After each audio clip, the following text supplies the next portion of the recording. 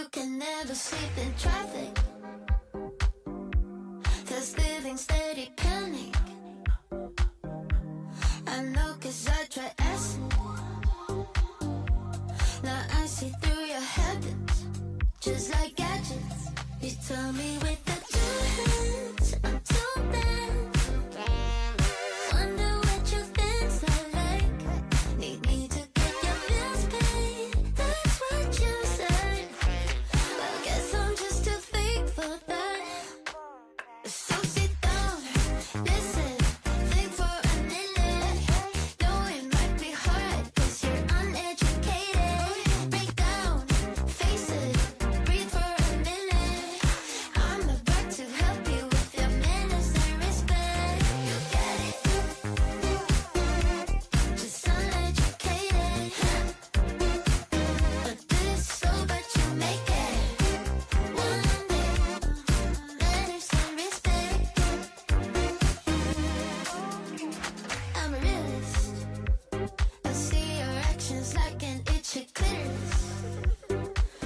I never listen to the critics. They try to steal you from your feelings for cash. You tell me with the two hands I'm too bad. Wonder what you think's I like. Need me to get your bills paid. That's what you said. I guess I'm just too fake for that. So sit down, listen, think for a minute. Know it might be hard 'cause you're uneducated. Break down, face it, breathe for a minute. I'm about to help you with your manners and respect. Second chance, so take it till we feel the man. You never listen, think too fast. But one day you'll understand. So sit down, listen, think for a minute. Know it might be hard 'cause you're uneducated. Break down, face it, breathe for a minute. I'm about to help you with your manners and respect. You get it? Just uneducated, just a little bit. But this so but you make it. One day, manners and respect. Respect. Wouldn't lie to you, doesn't matter what I do. She's got a hold on me. She knows how to drive a truck, but she lets me pick her up when we're going dancing. My heart stops beating when my headlights shining on her. She's my country girl. I couldn't tell you what she's doing with me. She's so damn out of my league. She's a little bit crazy on the weekends, dancing in her red dress, and I love the way she looks in my eyes. And I'm feeling like midnight's getting closer, and I just wanna hold her in my arms till the sun comes up. She's a little bit country, yeah, she's my country girl. She's a little bit country, yeah, she's my country girl. She can let her hair down, but got her feet on the ground. I can't get enough of her. She can drive me so wild, just with that sweet smiling. There's nobody else for me. My heart starts racing every time I'm looking at her. She's my country girl. I couldn't tell you what she's doing to me. She's so damn out of my league. She's a little bit crazy on the weekends, dancing in her red dress, and I love the way she looks in my eyes. And I'm feeling like midnight's getting closer, and I just wanna hold her in my arms till the sun comes up. She's a little bit country, yeah, she's my country girl. She's a little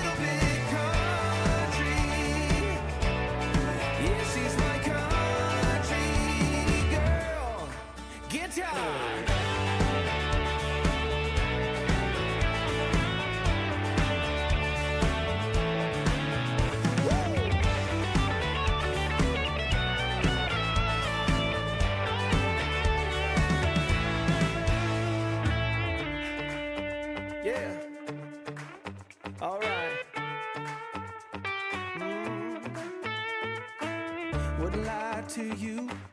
Doesn't matter what I do. She's got a hold on me. Ha. She's a little bit crazy on the weekends, dancing in her red dress, and I love the way she looks in my eyes. And I'm feeling like midnight's getting closer, and I just wanna hold her in my arms till the sun comes up. She's a little bit country, yeah, she's my country girl. She's a little bit country, yeah, she's my country girl.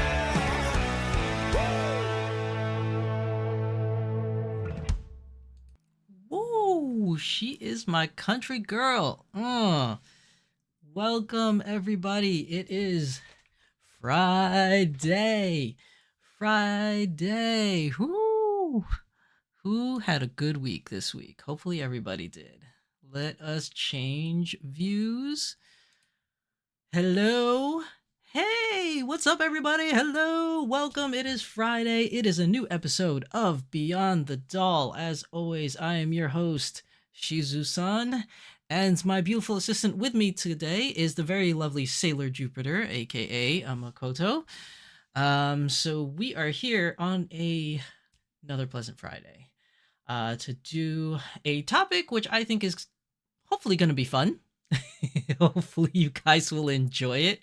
I don't know. We'll see how it goes. Let's see who is here on the stream with us today. Batman Jackson, welcome to the stream, Batman Jackson.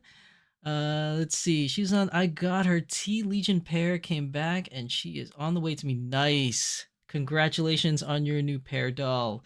Kitten Cat Shop, welcome. Good evening. Scruffy looking nerd hoarder. Good evening. Welcome to today's stream. PMB Sakura, welcome back. I saw your pictures. Looks like you had an amazing time. Welcome back to the stream. Let's see. Mimi Bernard, good evening from the UK. Good evening, Mimi. Oh, it's real late for you, Mimi. Thank you for coming to the stream. Let's see. Kitten Cat Shop says, congrats, Batman. Yes, congrats on the new pair, girl. Batman Jackson, new screen ratio. Yes. So I had to upgrade my computer because the old computer was pretty old. I mean, I was still running a 1070 GPU, so it's pretty much out the door. It was struggling to do the live streams. It struggles to edit videos at point. Like every time you keep upgrading these programs, like you do the updates, it just gets worse and worse. So I had to get a new computer, and I figured if I have to get a new computer, I might as well make sure it can do a bunch of stuff like editing and live stream for future purposes. So I made sure that I got a computer that will last me at least for the next couple of years before I have to upgrade or, get another one. So yeah, it's a new computer. Been working out the kinks. This is not the final version of the way that the setup is going to look. This is just what I have so far that I think kind of works, I guess you could say. Let's see. Victoria Nagata, welcome to the stream, Victoria. Happy Friday. Woo! Okay. I don't want to blow out you guys' speakers, which I probably already am doing by doing way too much screaming. I'm so sorry. But it is a good week, actually. For me personally, it was a very busy week at work. It was a very busy week. But regardless of that fact, it was a good busy. Like I got a lot of stuff done. Felt good at the end of the day. Yeah, just feel good. Just just overall feel good. So it is a good Friday. Hopefully the rest of you all had good weeks, or at least are going to start a good weekend, starting with today's episode. I don't think that today's episode is going to be too thought-provoking. I think we can have a little fun with it. It's just something that I thought we can talk about that I think is becoming a much more prevalent, not an issue per se, but just like a more prevalent topic within the doll community, more so than it was before. This is something that has always been around. Let's just be clear. This has always been around in the hobby, but I think that it's growing and growing more. of the way that things have. Hmm, what's the best way to say it? The way that releases are going within these doll companies and the way they're structuring things differently, especially one company in particular, which is like kind of pushing that envelope.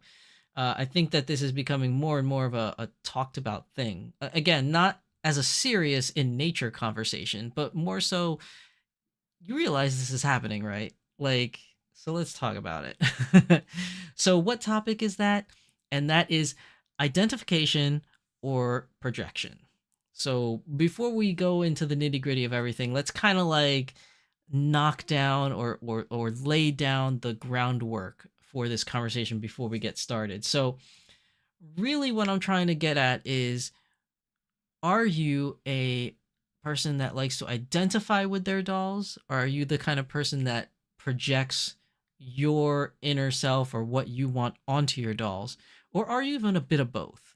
And then I also threw in another extra caveat in there that we'll talk about a little bit later that kind of bridges the gap for both of them, in my opinion. But we'll cross that bridge when we get there. But essentially, do you identify with your doll or do you just project onto your doll? And I think that with companies like Smart Doll nowadays, leading the way with inclusivity and diversity, I think the idea of identification or identifying with your dolls is becoming much, much more prevalent than what it once was. So let's see who else we got in here. Oh, DD DeChalas. Hi, not new to your channel, but first time entering chat. Whoa, welcome, DD. I am super happy that you're here and chatting with us. It's very awesome to have you here for today's stream.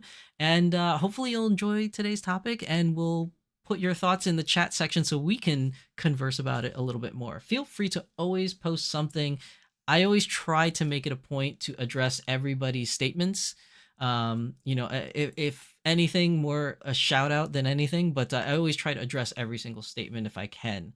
It depends on how well the stream goes and how many things are posted at once. Realistically, I can't get to everything, but I try my best.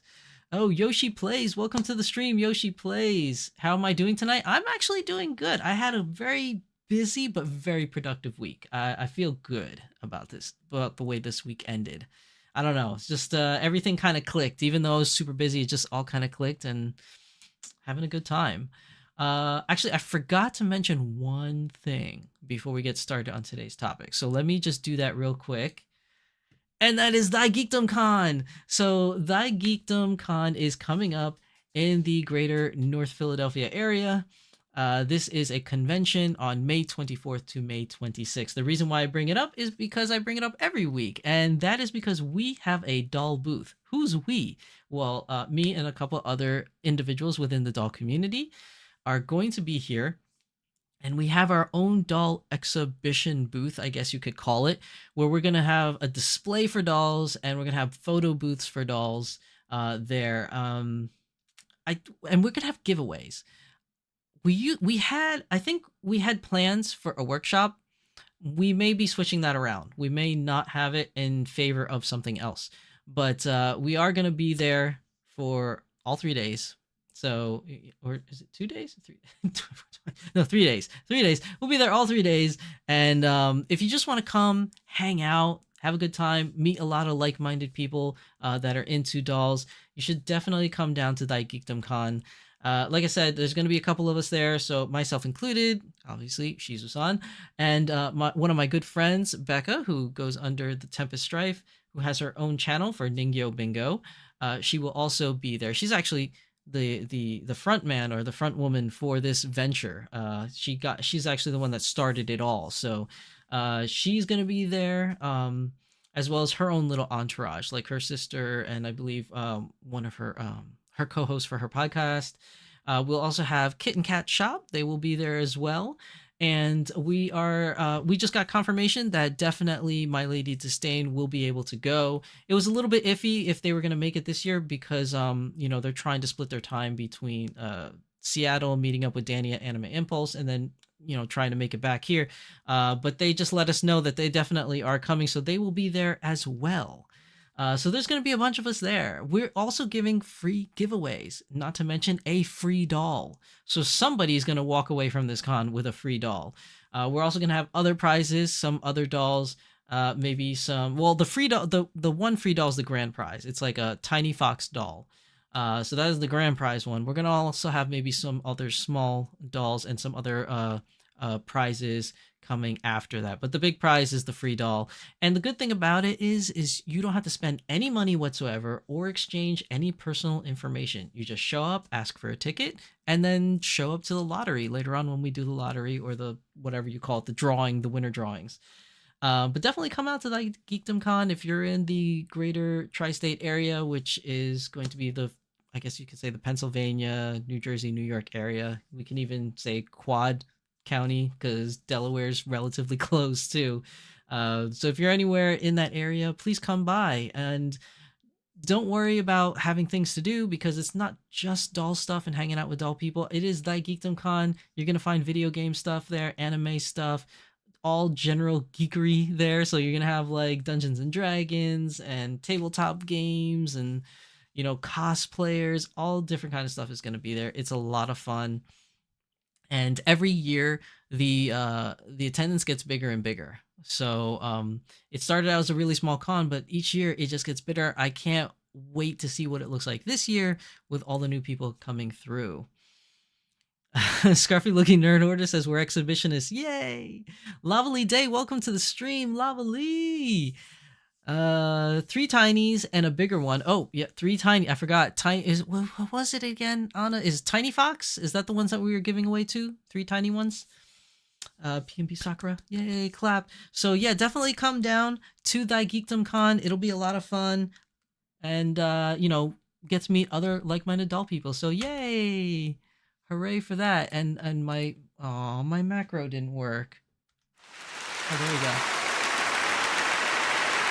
Give you guys a round of applause. Yeah, that was just one of the stupid things I wanted to add to this little switchboard that I got. Also, along with this, so if I ever say something I'm not supposed to, it could be like, yeah, I'm sorry, just too much of a potty mouth for this. Yeah, okay, so yeah, that's enough for now. But I was having a lot of fun earlier today when I got off work with this soundboard thing, and the only thing I've been able to add to the soundboard is some claps and some beeping. So I don't know how well the beeping will go, because realistically, if I'm talking and I press it at the same time, you could probably still hear me talking. So I'm not really sure how well that'll go, but it's amazing because I was playing with it yesterday how you can take a totally innocent sentence and just bleep out certain words and it just sounds really bad. But yeah, I'm having fun with this soundboard. I'm gonna add more things to it later, so don't be surprised when there's gonna be some other sounds coming. So yeah, prepare for it, okay? Prepare for it.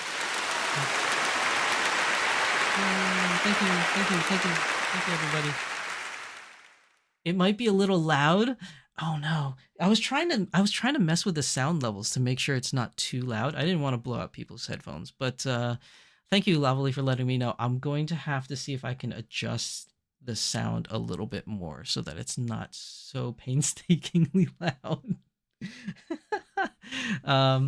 But yeah, there's more sounds to come. It's just fun. I mean, it's nothing really serious. I was just messing around. But yeah, Thy Geekdom Con, May 24th through 26th. Alrighty.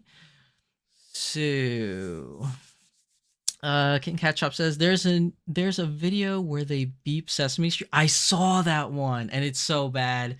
A totally innocent Sesame Street episode, and they just randomly decided to bleep certain words.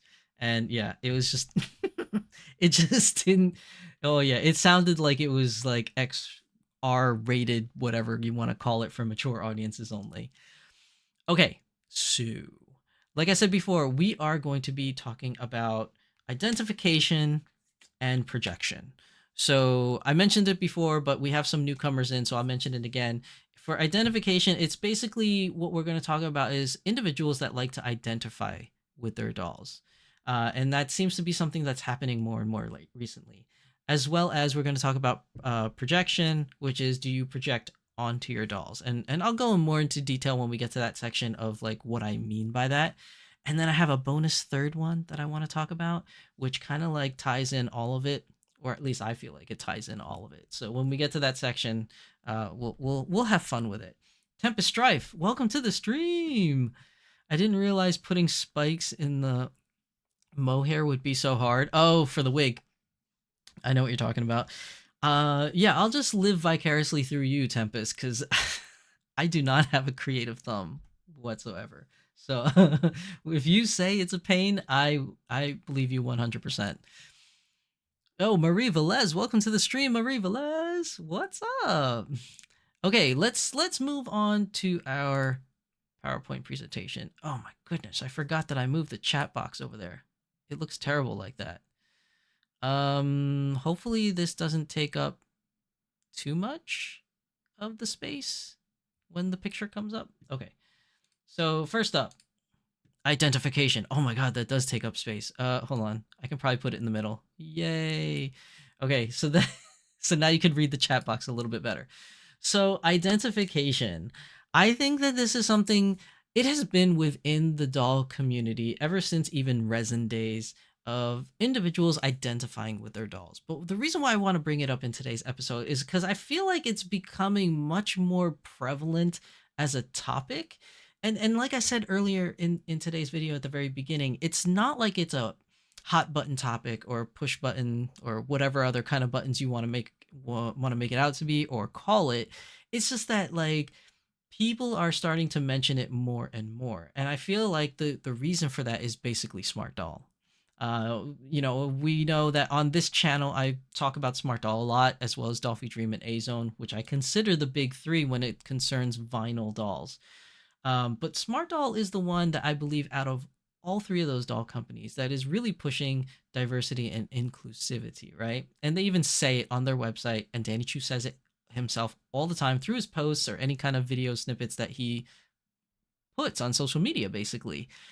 And I see it as a topic that is growing in passing, so to speak. So nobody ever just says like, hey, how do you identify with your doll? Or I like to identify. No, nobody brings it up like that. But you do see people saying in comments in social media all the time, be like, oh my God, she looks just like me for real. Like, especially with the pair girls. People with vitiligo are seeing, representations of themselves. And they're like, oh, I have vitiligo too. So, seeing a doll that I can identify with that looks like me is so amazing. So you see this concept happening more and more now especially with Smart Doll doing it. But earlier on in the days of the doll hobby, with resin dolls and then the earliest versions of vinyl dolls, you always heard the term mini me. That was something that a lot of people like to use a lot of times because obviously the dolls are not one scale dolls. They 1/3 or smaller. And people used to try to customize their dolls or pay somebody else to customize the doll to make it look like them. Or sometimes you would hear lingo like, oh, this is like my spirit animal doll or my, my other soul or my other me. But it was always some kind of sense of identifying with the doll and saying that, this is what, if I was in doll form, this would be me, right? And in those days, the dolls that were available to you were few and far between. I mean, you only had like 1/3 scale dolls or 1/4 scale dolls. And it just really fluctuated between 50, 55, 60 centimeters. Even the big resin ones went as big as, I think, 70 centimeters for the most part. Now, there are 1/2 scale dolls out there and 1/1 scale dolls out there, but I think those are a little too far out there where you don't see them as regularly, right? So people identifying with their dolls, I feel, has come a lot more now with Smart Doll, with a lot of people just saying, with the pair girls, she looks just like me. I can dress a mini me. And then also with the whole medical line that Danny Chu has been, pushing on his storefront. You have the inhalers. I mean, how many people use inhalers? nowadays that you can purchase or get for free if you're an individual that uses those things. Um, things like the cochlear hearing aid or the colostomy bag or crutches. Like these are things that we don't see in the doll community, at least not in the past. We've never really seen it. And if it was there, it was very obscure. It's not something that everybody's like, oh, I'm going to get this new colostomy bag. Like it's not like a thing that, we ever really talked about or even had within the community. So I think now, seeing things like identification pop up is very prevalent nowadays, especially with Smart Doll, pushing that boundary. And remember, identifying with your dolls didn't always start with pear shape or vitiligo or medical devices that people would use. It actually started with skin tone color. And Smart Doll is not the first one to introduce skin tone colors. I realize this, but that was one of the first ways that people started identifying. So, earlier in the vinyl days, you had skin tone colors that were called quote unquote normal.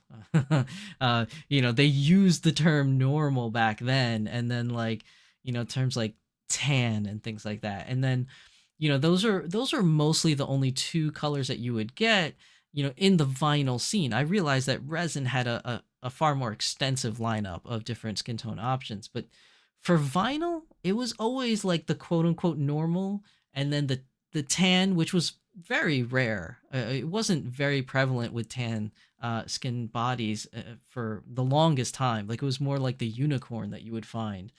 Um, and then they had things like, white and semi-white, which were a lot more, well, I shouldn't say a lot more, but which were easier to find than you even could find tan. But normal, what they called normal, was the thing that was the skin tone you could find most of the time, or all the time, even. Uh, and then, Danny Chu came along, and he started with his version of what he calls normal, which back then was milk. And the reason why he called it milk, as we all know for people that's in this hobby, but for you new people that are watching the show, milk was something that he came up with because he didn't like the term normal. Because if you weren't this skin tone color, right, then what were you? Abnormal, weird, like, you know what I mean? Like he didn't like that. So for his company, he decided to go with something cute and fun, like beverages or food products, really. So you had things like milk, cinnamon, tea, cocoa. Now we have coffee coming out. The fantasy colors, obviously, those are different. Like, I guess he could have called it blueberry or something like that, but he ended up going with just regular fantasy names like, Galaxy Gray or Interstellar Blue. But really, the whole identification thing kind of started peeking its way around when Smart Doll started going into the realm of cocoa. So you had the milk version, which was the equivalent of Volks's normal, or Azone's version of, I don't even know what Azone called it originally, because most of their colors are like white, semi-white, super white, and and that may be just Google Translate giving me weird translations of what the skin tone colors are identified as with their company. But really, I mean, their versions were always something like milk or semi-white kind of looking skin tone colors. But when Smart Doll came on the scene, they started making what they called tea, which is the tan skin tone color, which you could see on the very lovely lady on the left-hand side picture. And that kind of opened the floodgates for people to be like, oh, wow, that's so awesome. We don't, normally see this color, even though Volks has had it for some time, but their version of tan was not really the kind of same version of tan that we have. Like their version of tan is more like what we call cinnamon in Smart Doll tone. So it's not really as a darker complexion that tan leads you to believe it would be. But when Smart Doll came out and they had the tea and they were just pushing milk and tea, and those were the two main colors that they were pushing out there, you kind of had this thing where people were like, oh, I really enjoy tea because, it really just reminds me of me. Like it's a doll that looks like me, which we don't see often. And then Danny Chu came out with Coco. Now, if you remember, the original Coco kind of looked more lavender than it actually did the Coco that we see now on the screen on the far right. That is the Coco as we know it now, for the darker complexion.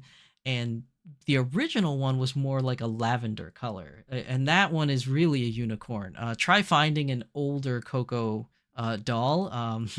They're very few and far between. But if you're able to find one, you're very lucky to find one.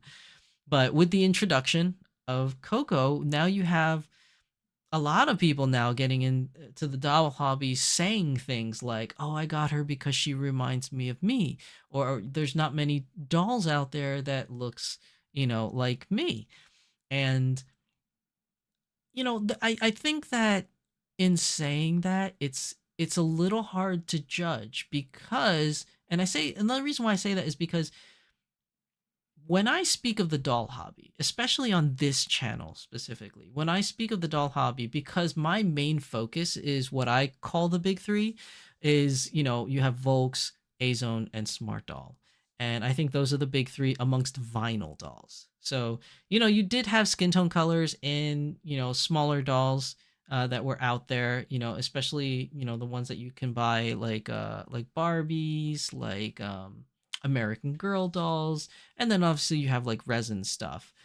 But when I say like it's not so prevalent, I just mean it back in the day for vinyl of the big three, and I call it the big three because those are the ones I mainly talk about on this channel.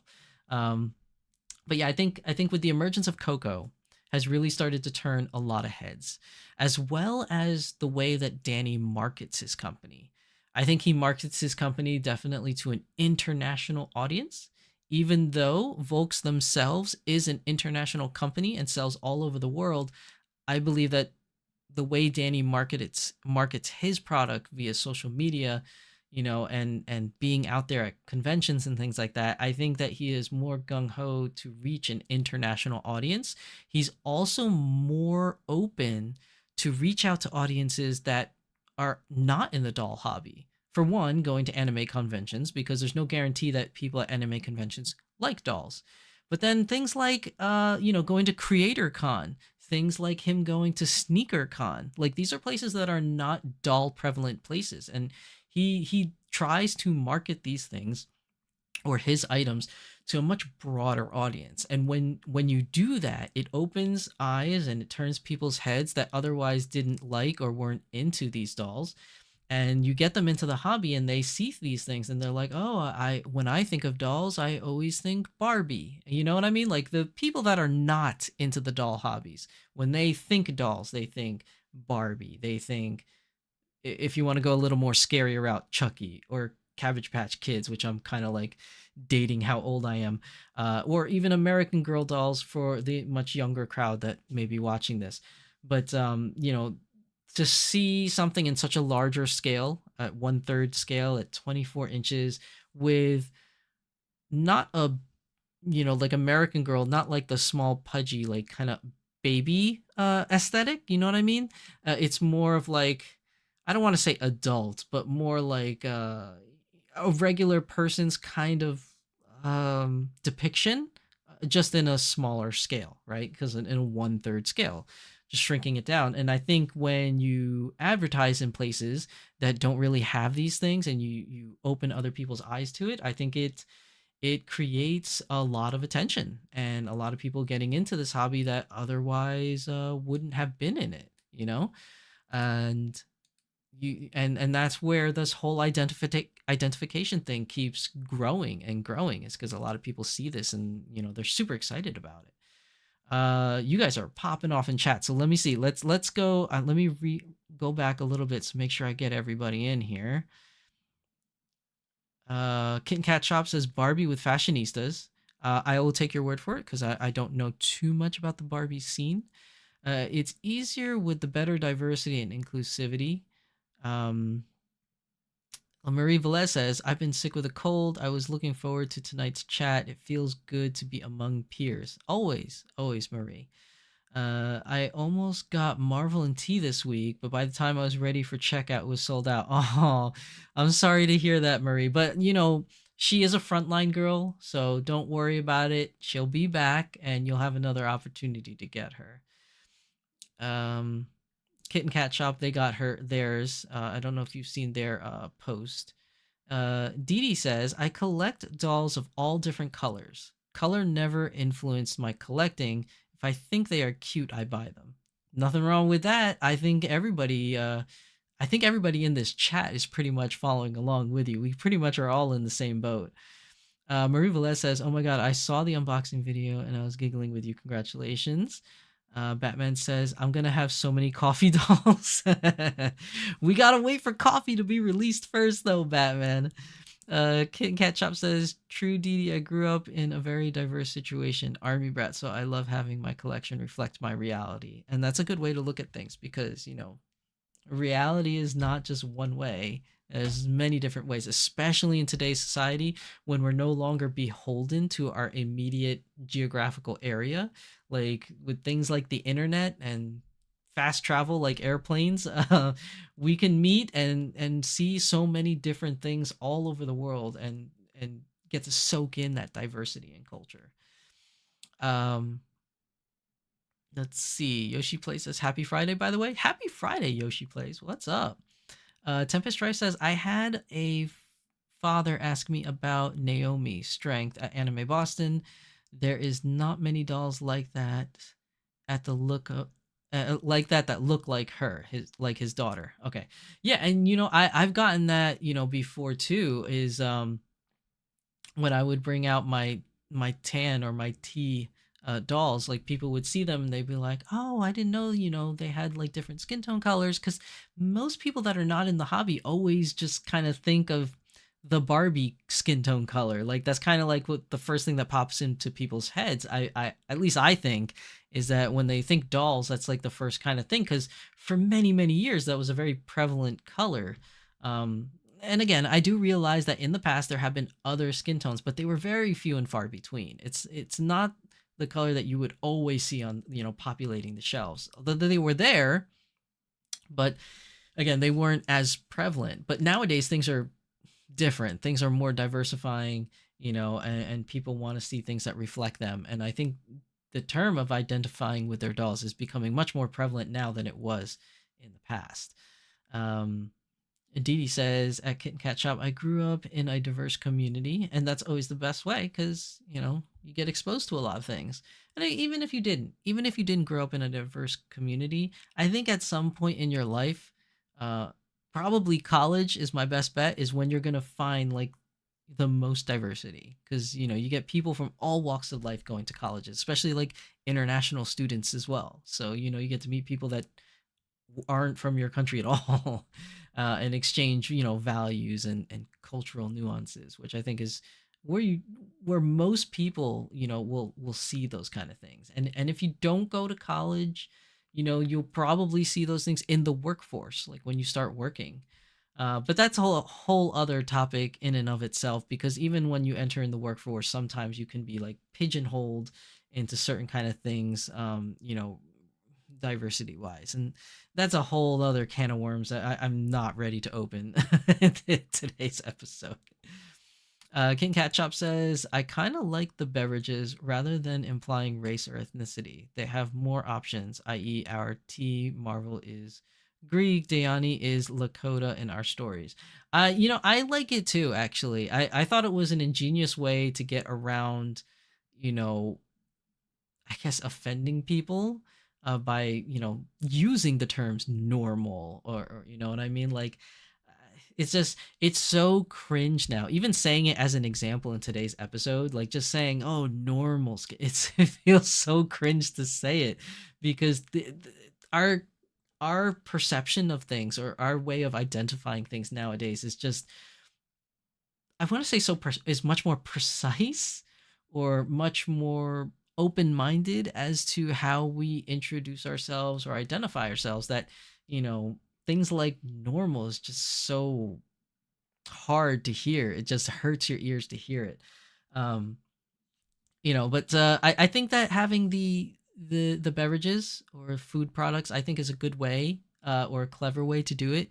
Now some people, not all people, but there are some people that still find it offensive. They're like, "Oh, well, you're just reducing me to a food, like I'm not a person anymore." And it's like, no, we're just comparing like colors that we can identify with without, saying things like normal or abnormal, I guess you could say.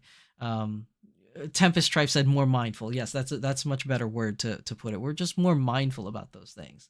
I mean, I like the example that one comedian said was that like, when he was growing up, when you fill out like forms, it always had like things, at least in the United States, where it said like white, black, uh, Asian, or other. And he was saying in his comedy skit that he was like, you know what, the best way to identify what kind of skin color, he's like, he said, go to Home Depot into the paint section and just match your color to whatever paints. And it's so funny because he found one that kind of suit like his skin tone color, and he was like, from now on, I'm gonna classify myself as a sinfully cinnamon, because he found a color that was called sinfully cinnamon that he thinks matches best with his complexion. And I thought it was really funny, and I found myself doing that last time I was in Lowe's. I was in the paint section. I was like, I wonder if I could find a color that kind of looks more like my skin tone.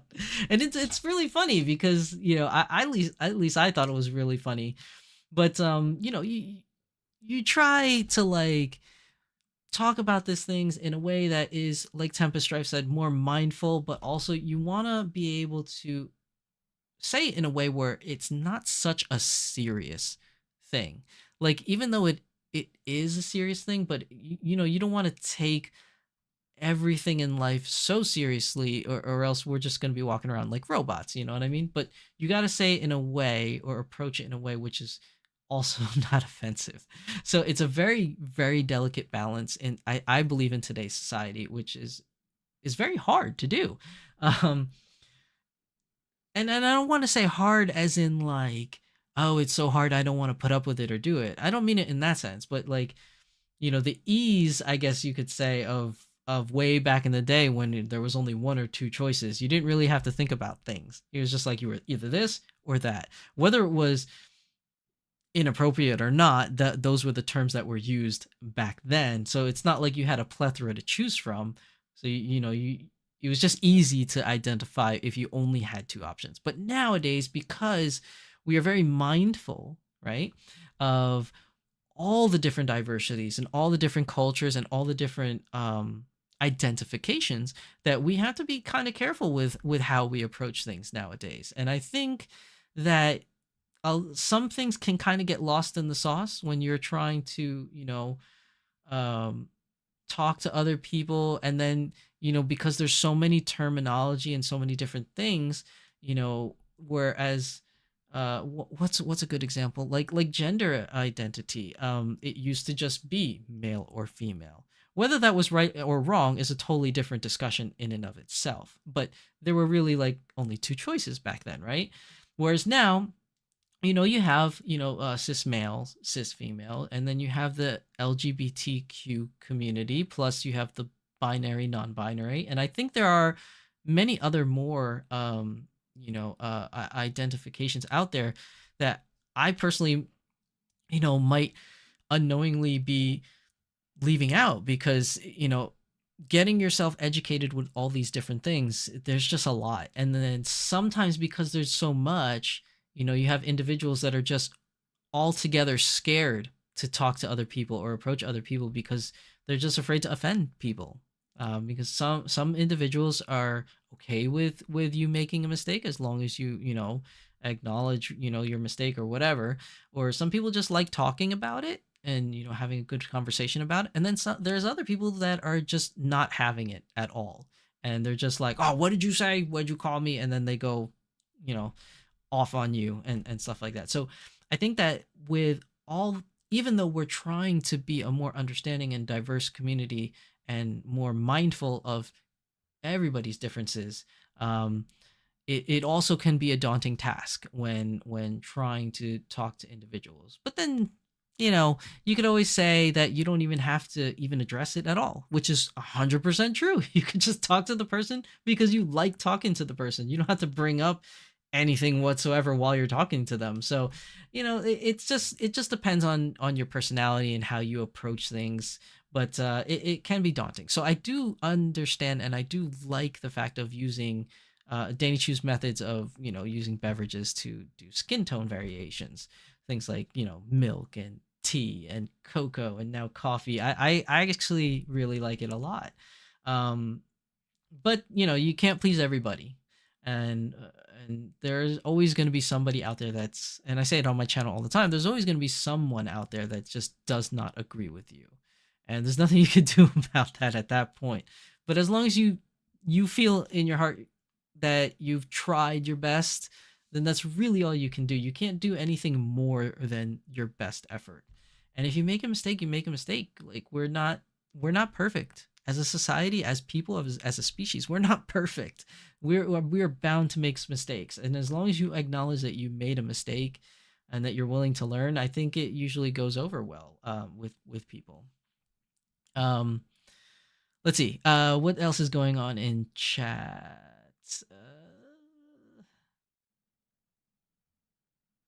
Barbie Witch. Hey, Barbie Witch, welcome to the stream. What's up, Barbie Witch? So Barbie Witch says, I got Marvel freckles and was showing her to my cancer buddies just now. They didn't think she was very plus size looking.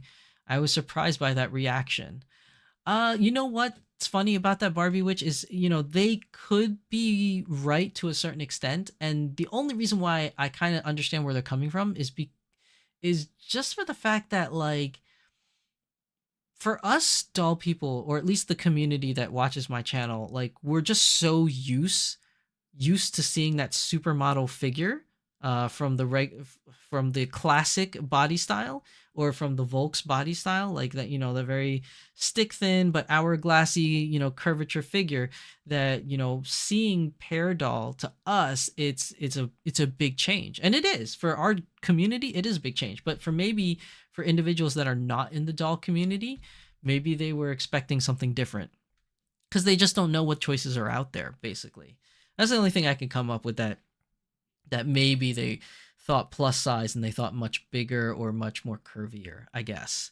But Barbie Witch also says, I also like the beverage association of neutrality. Yeah, I think it's a clever way of trying to address something that could be a touchy subject for some others.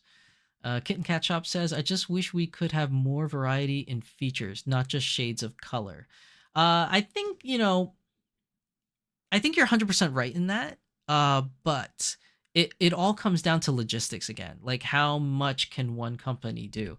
Now, can we share the load by other companies jumping on the bandwagon? Absolutely. But if the other companies are just leaving it up to Smart Doll to do all these diversity and inclusivity things, I think it will then become a logistic problem, because you're going to have freckle girls and vitiligo girls and acne girls and pear girls. And then it just cuts to the point where, even though you want to address it and you want to help everybody out, like, there are so many variations of people throughout the entire world. There's no way we can, like, get all the representations in one place. That would be very hard, unless he just does them as limited editions, and then even then it becomes hard to even get those. And if you want to identify with your doll and that's your goal of doing it, then it might be hard to get the one that you want, because it's like, oh, they only release once every 4 years because there's so many different variations. But I get what you're saying. I do think we should have more features other than just complexion. It's just a logistical nightmare. How can we do it without getting way too bogged down for a team of 18 people, but it is a good idea, and I think we probably at some point should have more diverse features available other than complexion. Marie Velez says, I have many dolls in my collection. I buy dolls that really call to me, but Marvel T is the first one that I want because is like a mini me, Latina brown eyes, a brown full hair. And you're not the only one, Marie. A lot of people are buying Pear because they see something that kind of either fully represents them, or kind of represents them. Like, it's something that everybody can get on board with, whether you are an individual that looks kind of like that doll or not. It's just something that people are like, even if you just want a collection of dolls, you don't want all your dolls looking the same, right? You might want a diverse field of dolls in your collection, whether you identify with it or not. And that kind of brings me into the next topic that I want to talk into, but we'll get to that boat in a little bit. Marie Velez says full curvy body. Yep, that's the pairs right there. Let's see. Barbie Witch says, I agree, can catch up. I'd like more diversity in the faces and different noses. I think Danny Chu is definitely experimenting more with noses, especially with the semi-real line. But there's only so much you could do with the anime line side of things. Tempest says, more mindful. Oh, yeah, I read that before. I jumped ahead with Tempest comment. Yoshi Play says, I like that in Smart Doll, a curvy body. I mean, hey, we curvy is the way to go right now. Like curvy is selling like hotcakes. I think Danny Chu's having a hard time keeping the pair girls in stock actually. um, Tempest says, I like my dolls to be able to pick their noses. I think I'm either way. And I say either way for me personally is because I kind of came from that anime realm. So I'm more akin to seeing the anime style noses and the anime aesthetic because that's how I got into this hobby. But I'm not in any way, shape, or form against semi-real. I love semi-real too. It's just I'm impartial or more biased towards the anime style. Yoshi Play says, well, my Akiko already has curvy body, a skinny one at least. Well, she's a dynamite, right? So she kind of has that, hourglass shape. Let's see. Barbie Witch says, if you really wanted to make it impersonal, you could reduce it to Pantone numbers like RGB and CMYK values. Beverages aren't a bad solution. Yeah, but then when you start listing things like RGB and CMYK, I feel like that's a whole new learning curve for some people. Like I understand what you're talking about, but like the general audience out there probably wouldn't. And sometimes having something more relatable, like, oh, I understand what coffee looks like, or I know what cocoa looks like, or something like that, is much more easier to understand for I guess for conversation's sake, the layman's terms, if that makes any sense. But yeah, I mean, you could always go like with those terms of RGB and CMYK, but I think beverages kind of works out a little bit better. Scruffy says, "Can I have green tea beverage, please?" Yeah, we got to do the matcha, right? We got to contact Danny. Where's the matcha color? we need some matcha dolls. Barbie Witch says, "Hi there." Snuck in under the radar. I know you did. You snuck in under the radar for sure. Let's see what else is going on. Batman says flesh isn't better than normal. Yeah, well, that is another discussion too, Batman. I mean, going from normal skin tone to saying, this is flesh, but flesh is just so generic. I mean, a dark skin tone complexion like Coco could just be called flesh too. Like what is flesh? You're right, it is not much better, but it doesn't have as harsh a tone as normal. Like I feel like normal is like, ooh, it's a little cringe, not cool. It just makes you want to be like, like you just want to be like, I can't take this no more. But yeah, it's just I don't know. Like Volks, I think they missed the bus on that right now. Because Danny Chu already got the beverages thing. So even if they wanted to do something a little bit more like under the radar that doesn't sound so harsh, like I mean, what could they do? Like food products, like Cinnabon. Like this is the Cinnabon skin tone. This is our new skin tone banana. Like like they could go the food route because Danny Chu's mostly beverages. Like you got milk, you got tea, you have cocoa, like hot cocoa. You have coffee. This is mostly beverages, right? Except for cinnamon, unless you go cinnamon latte or something like that. But then, like, what could folks do if they wanted to change things? Like, I guess you could do, like foods, right? Like that's that's a Milano cracker or something, or cookie, or the Oreo, or or even, well, actually Oreo is just bad because that was actually used as a derogatory term for some people. So that's actually not good. But like, you know what I mean? Like you could come up with like foods, but then and just like we discovered now because I made a big boo-boo, like foods even have some derogatory natures in themselves too. So you can't really do that either. So I mean, what other route can people do? Like other than what Barbie Witch said is going with RGB or CMYK, what other route can you do? Can you do maybe planetary colors, I guess? Like this color is a Mars, or this color is a Jupiter, or or a Neptune or something. I don't know, like I'm not such a creative to come up with very clever ways of introducing color. So I that's why I think that the whole beverage thing is kind of ingenious, because even if you were to try to find something negative about it, I don't think that there's any like stereotype or derogatory nuances towards beverages, are there? Like I'm not entirely sure. Like I'm not an expert in this field, as you guys can see, but I don't think there is one, but I could be wrong. It's very possible.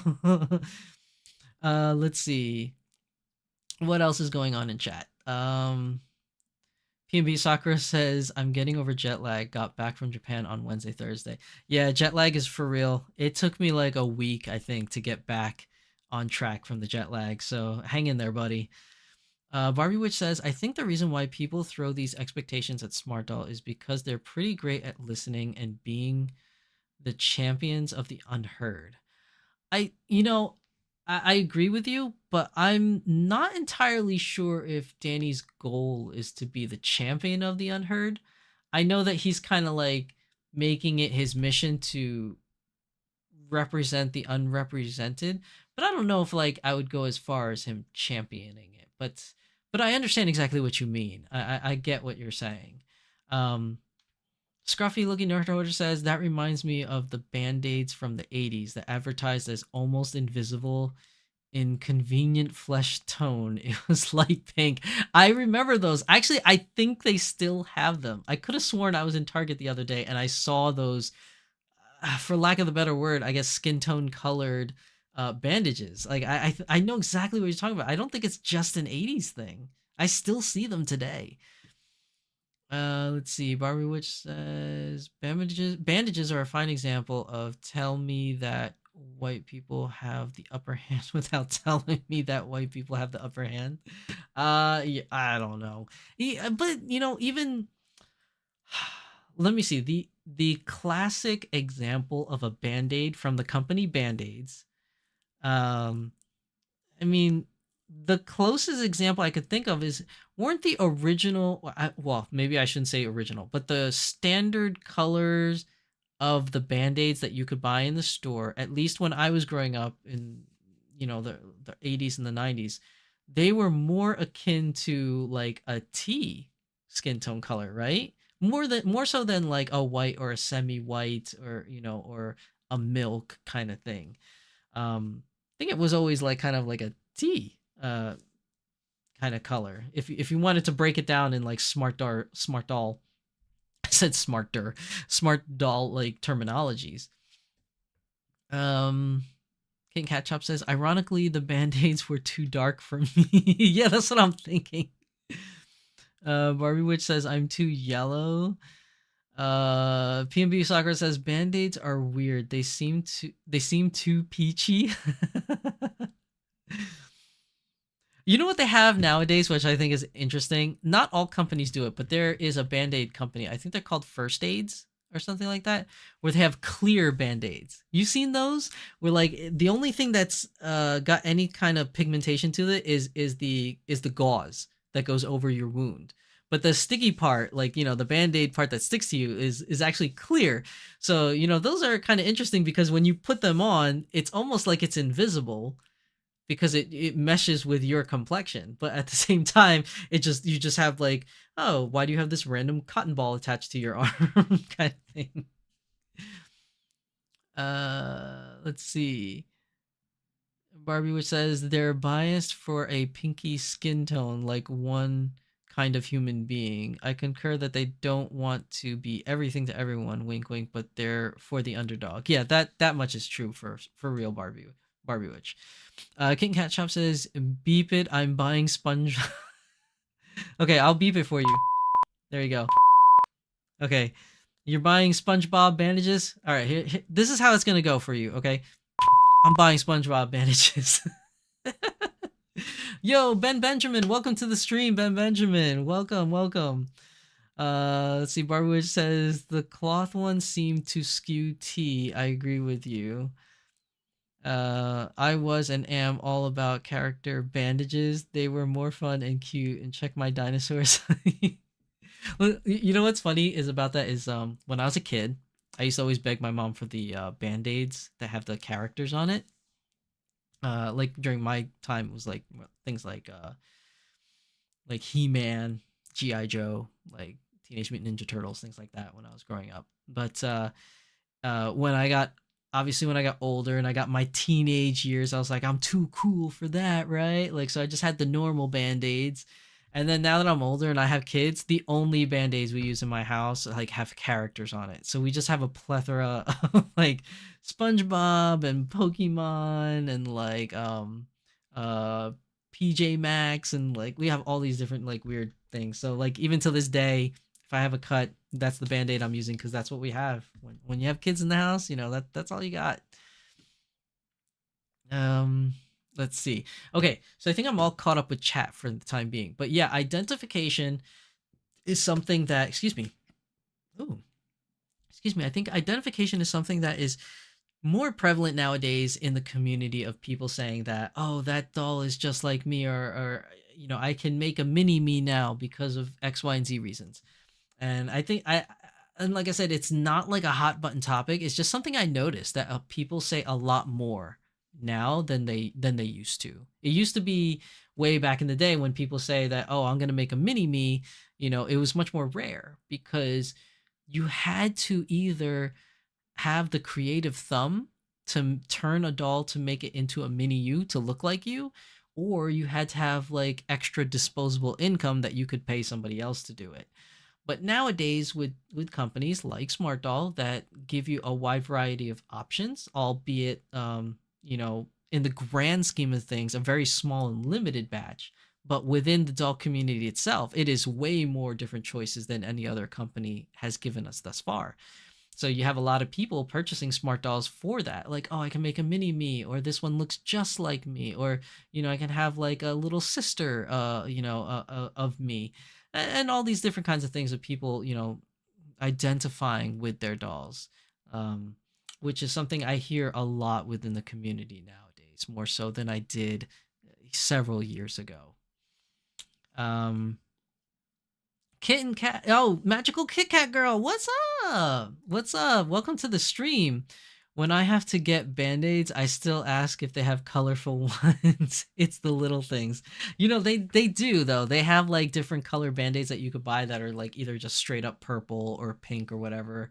You know, there's like rainbow ones and all those things. It's just fun, you know, like sometimes you just want to have fun with things. You want to add a little color, a little spice to your life, you know.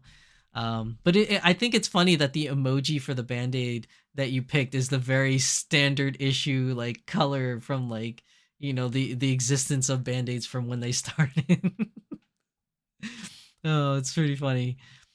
Barbwitch says this is the 90s in that Riot Girl era where it was cool to dress like a little girl but with ripped fishnets and Doc Martens. So you need Sesame Street band-aids to complete your look. Oh my god, I remember Doc Martens. I mean, I didn't wear them, but my wife definitely did. I remember we used to go skulking around the mall during our college years, and she would go to PacSun, you know, looking for Doc Martens. She was like, my wife was like very big. Like, again, this is a generational thing, I guess, is that when we were in college, the big thing that a lot of the girls were wearing were like big wedges, like these huge like platform type shoes, and it was always like Doc Martens or something like that, or like the worker brand of Doc Martens, or very very interesting name. They're still around. The company's still around. They still make their shoes, so you still find. I think you still find them in PacSun stores or something like that. Tempest says I got unicorn shaped and colored bandages. Never actually punched a boy. What?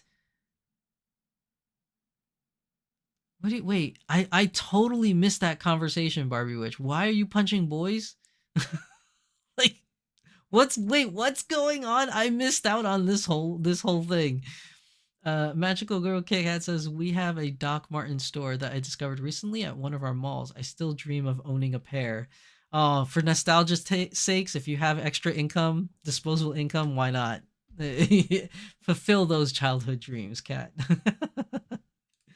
So yeah, so that is identification, or at least what I believe identification emerging within our community today. But the other one I want to talk about is projection.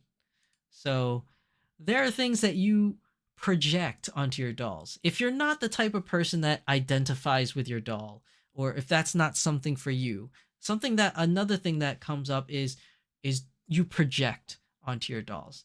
And from me, my these headphones, they're better than my old ones. It's just in the summertime it gets like kind of hot.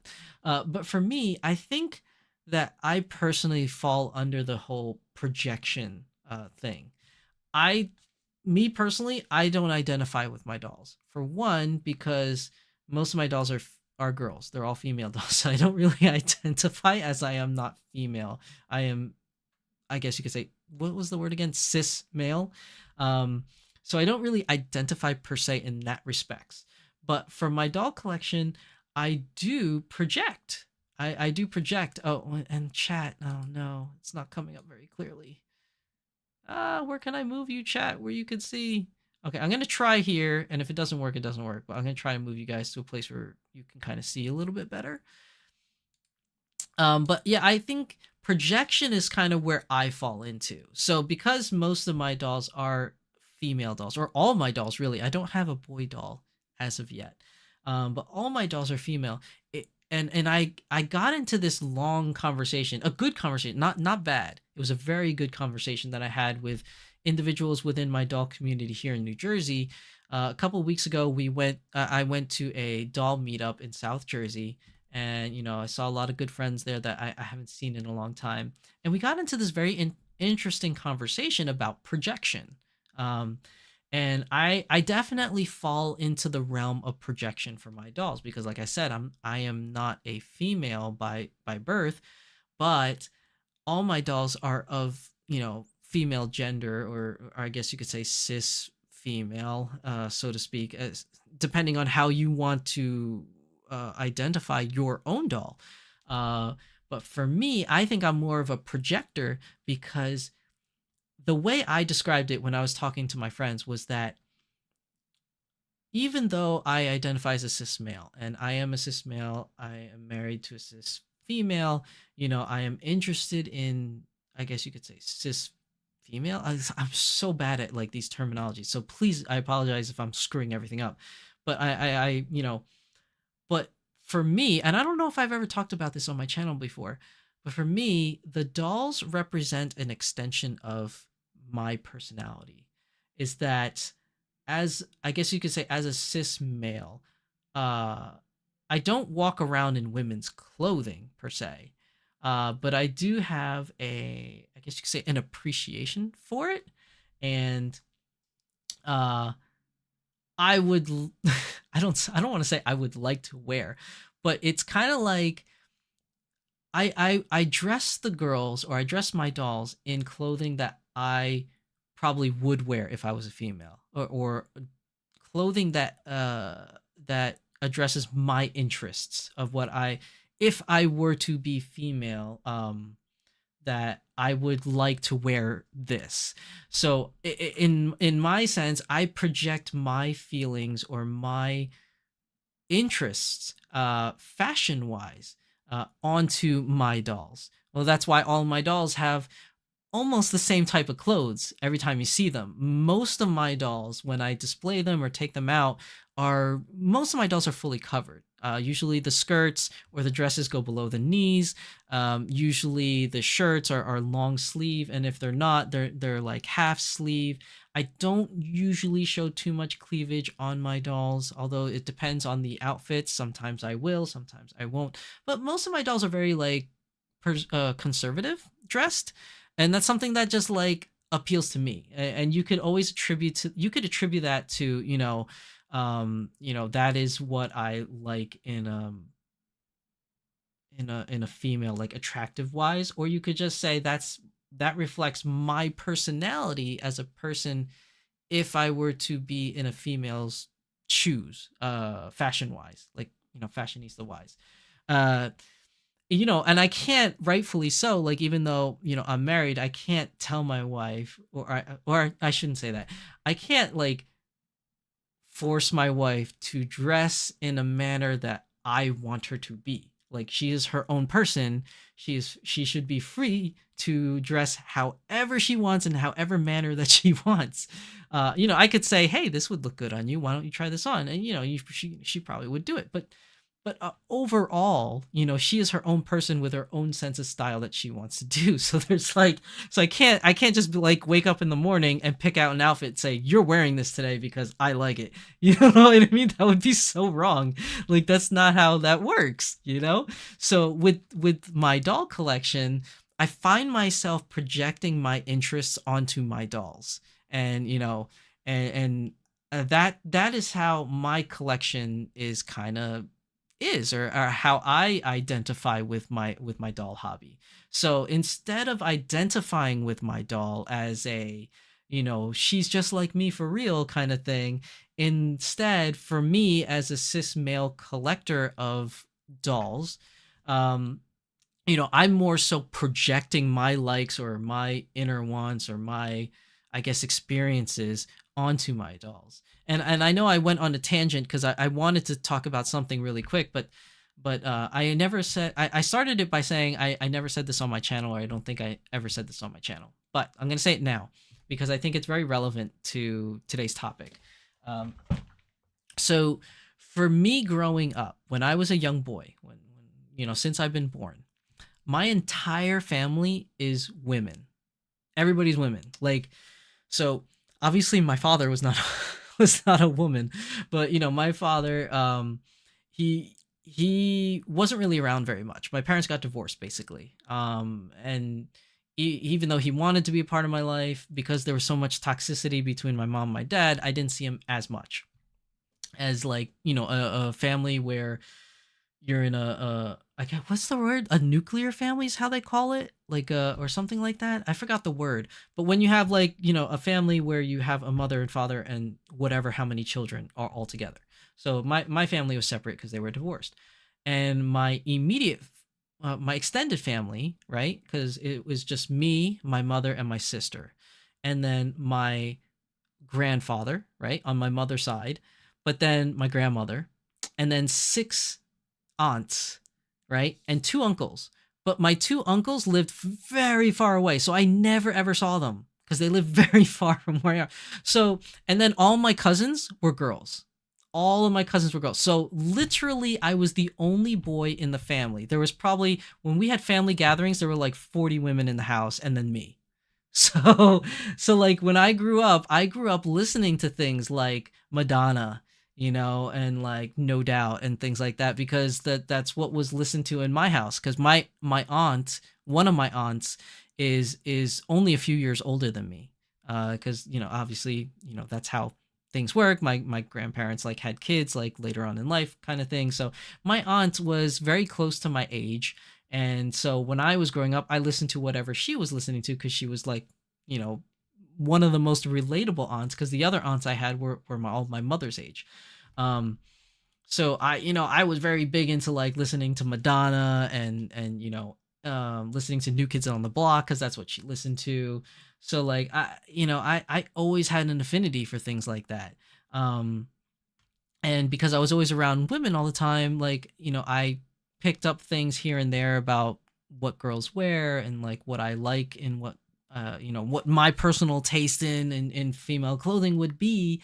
But I don't, me being a cis male, I don't obviously wear those things. Not really because I'm ashamed, but because I identify as cis male and like I like wearing men's clothing. But I do have like this weird gravitation or this weird affinity to want to dress up a person or a doll in girls' clothing, right? So it was a lot of fun when I was a new dad and I had a baby girl and I was like, oh, I get to dress her for real. So like I like, picking out my daughter's clothing when she was young. I was like, oh, this will look so cute. So I had a lot of fun with that, like at that age. But when she grew older, she's dressing herself. She has her own, likes of fashion. Obviously I can't be like, wear this now. No, because she has her own tastes, right? So I kind of, in a way, I kind of feel that itch, or I feel that like want to explore female clothing, I guess, through my dolls. So I'm very much so a doll collector that uses projection more than identification, if that makes any sense. Um, Before I move on with more of this, I want to. I see a lot of you typing in chat, so I kind of want to go back and address some of these messages. Let's see. Barbie Witch says Gen X whatever. Kitten Capshot says LOL, we wore old combat boots from Navy surplus stores. I mean, before things like Doc Martens came out, that's how you did it. Like you had to get like old school like combat boots. Magical Kit Kat says combat boots are the coolest. I love the whole aesthetic. Yeah, but like wearing them doesn't feel good though. Like they're so like stiff and like hard. They're not the most comfortable shoes to wear, but they definitely have a really cool aesthetic to them. Ben Benjamin says, I come from the Jenko area, ish, paired with Airwalks and Doc Martens. Yo, are we going to talk about Jenkos again? Dude, I feel like every episode we talk about Jenkos and UFO pants. I'm right there with you, Ben. Barbie Witch says, I had a few pairs in high school and I made a lot of choices of pretty dresses and 14-hole Doc Martens that were slightly too big. I don't know what that means though. The 14-hole are you talking about like the laces where you lace them up? I'm not really sure. Skater Boy, yo, I love that song, Skater Boy. Barbie says every girl in my grade would have had a crush on you. On me? Nah, I was like the small Asian kid in the corner that nobody paid attention to. Like nobody paid attention to me growing up. If anything, I was picked on. I was like growing up, I was like young Sheldon, but without the genius. like I was young Sheldon with a CD average of grades. Like I was not a genius, but I got picked on a lot like young Sheldon. Barbie Witch says, oh my god, Airwalks, you guys has a Stussy shirt. Oh my god, Stussy. All the kids in my class had Stussy but me. I couldn't afford it. But I remember, the S that they would make with the Stussies? Everybody used to like draw that on their notebooks, so I copied and I did the same thing. Because I couldn't afford the clothes, at least I could draw the symbol. Now we all wear skinny jeans. Yo, speak for yourself, Ben. I still, at the very least, I refuse to wear skinny jeans. I wear like straight leg jeans or loose fitting jeans, but no more of the baggy stuff, like the oversized. No, I don't wear those anymore. Cymex. Oh, Cymex, welcome to the stream. Cymex, welcome. I am definitely a projection person. I use my dolls to live out all my dress up fantasies. Well, that's another thing too with projection. Not only do you project what you like as in style wise or fashion wise, but you also project your creativity onto the dolls. So individuals such as Kitten Cat Shop that are in the chat today, I mean, they project onto their dolls by use of their business, and their business before the business, I'm assuming, was just a hobby, of making like accessories and little things that they like for their dolls, and you use that creativity and you could create a business out of it, and that is also a sense of projection. Or individuals that sew doll clothing, like they're projecting onto the doll their sense of fashion, their sense of creativity, even if you're not creating something. People that do photography, like doll photography or doll videography, they're projecting their sense of creativity using the doll as a canvas to express themselves. So projection can be a very wide term that you're using, that not just for doll fashion, you could for creativity as well. So that's I think projection amongst your dolls is something that has been around the community since probably the beginning of doll kind or something like that. It's a very old notion, I guess you could say, so to speak. But yeah, I totally agree with you, Cymex. A lot of people use projection for their dolls for creativity wise as well. I think I project too. I love trying all kinds of looks on my ladies, from hair to clothing. And even though I am not a female, right? Even though I am not, there are females that collect dolls, like Magical Girl Kit Kat.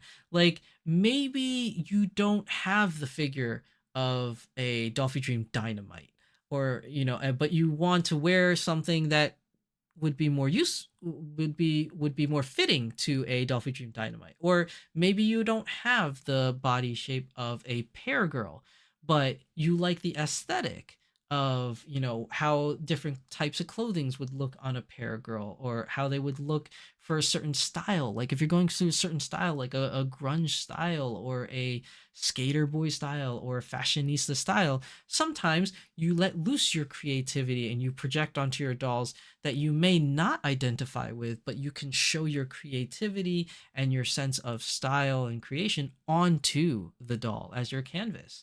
So very, very much so. Like, trying out different clothings that otherwise wouldn't fit you, maybe, but you can have it on the doll and still enjoy it that way. Or like you said, with wigs, maybe your hair, no matter how much you style it or perm it or curl it, it just never comes out like a certain celebrity or certain character you really like. So instead you have that on your doll, and you could dress up your doll in this aesthetic that you always wanted, couldn't have it for yourself, but you put it onto your doll because that's how you feel, or that's how you want to feel, or that's the creativity you want to show, or that attitude you want to show. So it's very true, Magical Girl Kit Kat. You could do it from hair and clothing as well, or in your case, a lot of different face ups with like makeups and facial expressions.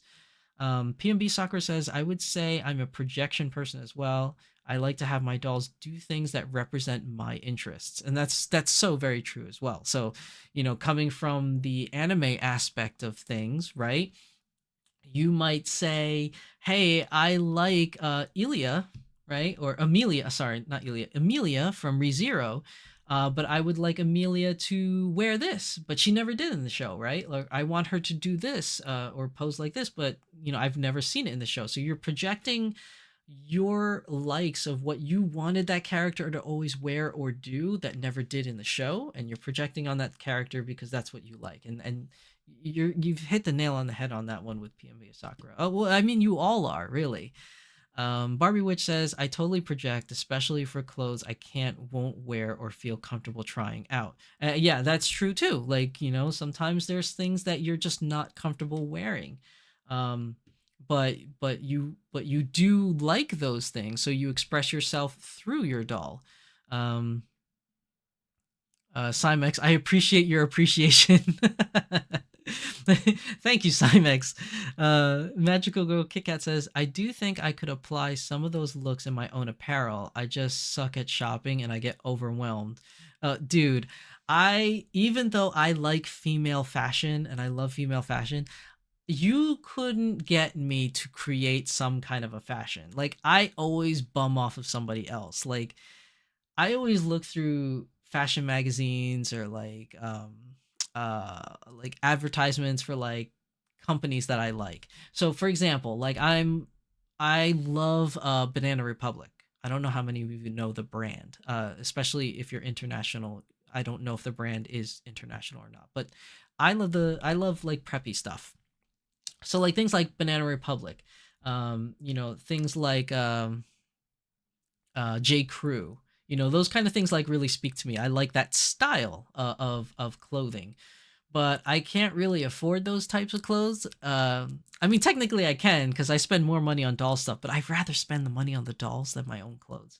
But things like that I really like, and I would like to. And it's funny is that when I go into things like Banana Republic or J. Crew and things like that, and I see like the girls, the mannequins, like the female mannequins wearing like that curated outfit, I'm like, ooh, that is a nice outfit. I wish my doll could have that. And then I try to find doll outfit pieces and try to put it together to make it look like that. Like I just like, I don't have a sense of style myself, but I do like, I know what I like and I see what I like from advertisements or pictures or whatever, and I try to mimic that or imitate that in my dolls. Um, which is why, most of my dolls are kind of dressed conservative-ish, is because I like I like preppy look. So like, Banana Republic and J. Crew kind of fit that preppy style for me. Um, let's see what else is going on here. Scruffy says, I have to say projection as well. Being a male with all female dolls, I will repeat my stance that the main reason is so I have a justification to shop for really cute shoes. Dude, I'm on board with you. Even though I don't really know what it's like per se, as women that have so many different shoes, like my own wife has so many different shoes. I kind of understand it because now my dolls have so many different shoes. So I kind of get it in that respect. King Cat Shop says project, I guess, more like explore personality traits, styles, etc. outside of myself.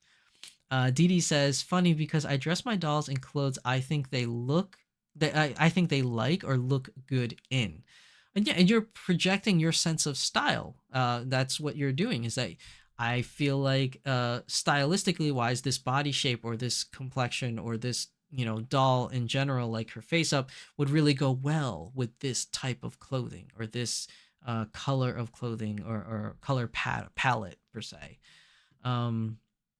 Let's see. Barbie Witch says, I can't walk in heels, so my dolls get ridiculous heels. I can't walk in heels either, so I get my dolls heels as well. um Wait, I think I lost my place. Some are to learn and respect different experiences with their backstories, like Diani and Abby. Yeah, I could definitely relate to that too. It's like when you have a doll that you want to either learn from or kind of create like a whole backstory, and in doing so, you learn a lot about the culture as well. Scruffy says, I don't even know that projection works for me. It's more like they are people in my eyes. They have personalities to me. I have been heard to say, no cat would not wear that. I mean, I do too. Like you can see in the picture for Chitose there, there's certain things that I will not put Chitose in because I think that is not her style and that's not her likes. But I definitely project my style onto my dolls, most of all onto Chitose because she's the one that comes with me everywhere. So she gets like all the good stuff. The other dolls do get jealous, as Makoto here has been wearing the same school outfit for like a year or two now.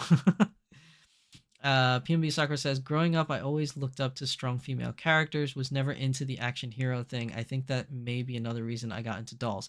I think we talked about this on the male and female perception of doll owners. How we talk about like, we have like a lot of affinity for strong female characters. I know that Corey and I were saying like characters like Chun-Li or Mai Shiranui, or Supergirl or Batgirl, like those are our favorite characters growing up, which were female characters more so than like, Batman or Superman. Like I was never really into Superman. I liked Batman, but I liked Batgirl more, so I hated Superman, but I love Supergirl. Like, I don't know. I don't know if that's because I am a cis male and I'm attracted to cis female that came about. I'm not really sure if that's how that worked or whatever, but I definitely did. I definitely always identified with the strong female characters. And every time I played video games, I always played the female characters, and my favorite characters in movies and cartoons were always like the female characters. But again, maybe that's my upbringing. Maybe that's because I grew up with women my whole life. Maybe that's why I see things that way. I don't really know. I think I need a therapist to really hammer out those things of why I am the way I am. But like, I really just don't care. Like, that's just how I am. That's how I like things. And, I'm not afraid to like share that with people. Let's see. Magical Girl Kit Kat says, they totally have personalities. I think of my girls as people too. They are not only an art form, but dear friends. Oh, that's so sweet. I feel like that with the most with Chitose though. Most of my other girls are, unfortunately they're like characters that I like, but Chitose she is my friend. Barbie Witch says, I can't really explain it, but this is a really pleasing to hear / read. Well, I'm glad you're enjoying today's episode, Barbie Witch. 14 eyelets, which is to say they were tall. And I do apologize to you, son, but the every girl would have had a crush on you was in reference to Ben wearing Jenkos with Airwalks. Oh, that's fine. I totally agree with that. Ben wearing Jenko jeans and Airwalks. Sorry, cat. Maybe I shouldn't have said Okay, I'm having way too much fun with this conversation right now. And Cat's laughing at it too. Let's see. Barwood says we were shallow little wretches in high school. I mean, weren't we all though? I mean, I kind of feel like we are. I mean, we were just coming into our own. We're just kind of like learning what it means to be people, right? At that point. Simon says yes, the dolls are like blank canvases. Barbie Witch says seriously, we used to go stare at boys skateboarding because all we wanted. Oh, we all wanted boyfriends in giant jeans and airwalks. Never happened to a one of us. I literally had zero fashion sense until I was 17. I was super shy around people didn't know well, especially boys. Listen, I still don't have a fashion sense. I like to think that I have a fashion sense, but I really don't. Like I still to this day walk out in just like sweatpants and sweatshirts because I just don't care. The only time I really try my best to dress up is when I go to cons because I know I'm gonna meet people and I know I might meet some of you, so I'm like, okay, maybe I'll dress up a little bit. I try, but but on my normal day when I'm just with the kids or I'm the wife, I don't really care what I'm wearing, to be honest. I wear just what I like, which is usually like jerseys or sweatpants, which is not the most attractive thing in the world.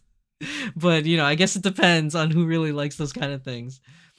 Kat says plus anime boys were best anyways. Yeah, 2D. 2D was best, at least when I was younger. Now my wife is best, so you have that. King Catchop says, "LOL, were you popped collar cool?" I don't know if you're referring to me, but I definitely was not popped collar.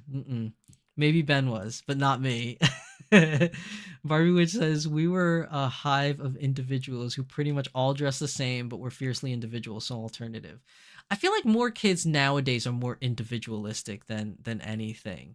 I think when I was growing up, and maybe it's during the same time as you, depending on your geographical area, I feel because the internet didn't really exist back then. So whatever was the cool kid was wearing in your school, in your local school, everybody mimicked that one kid.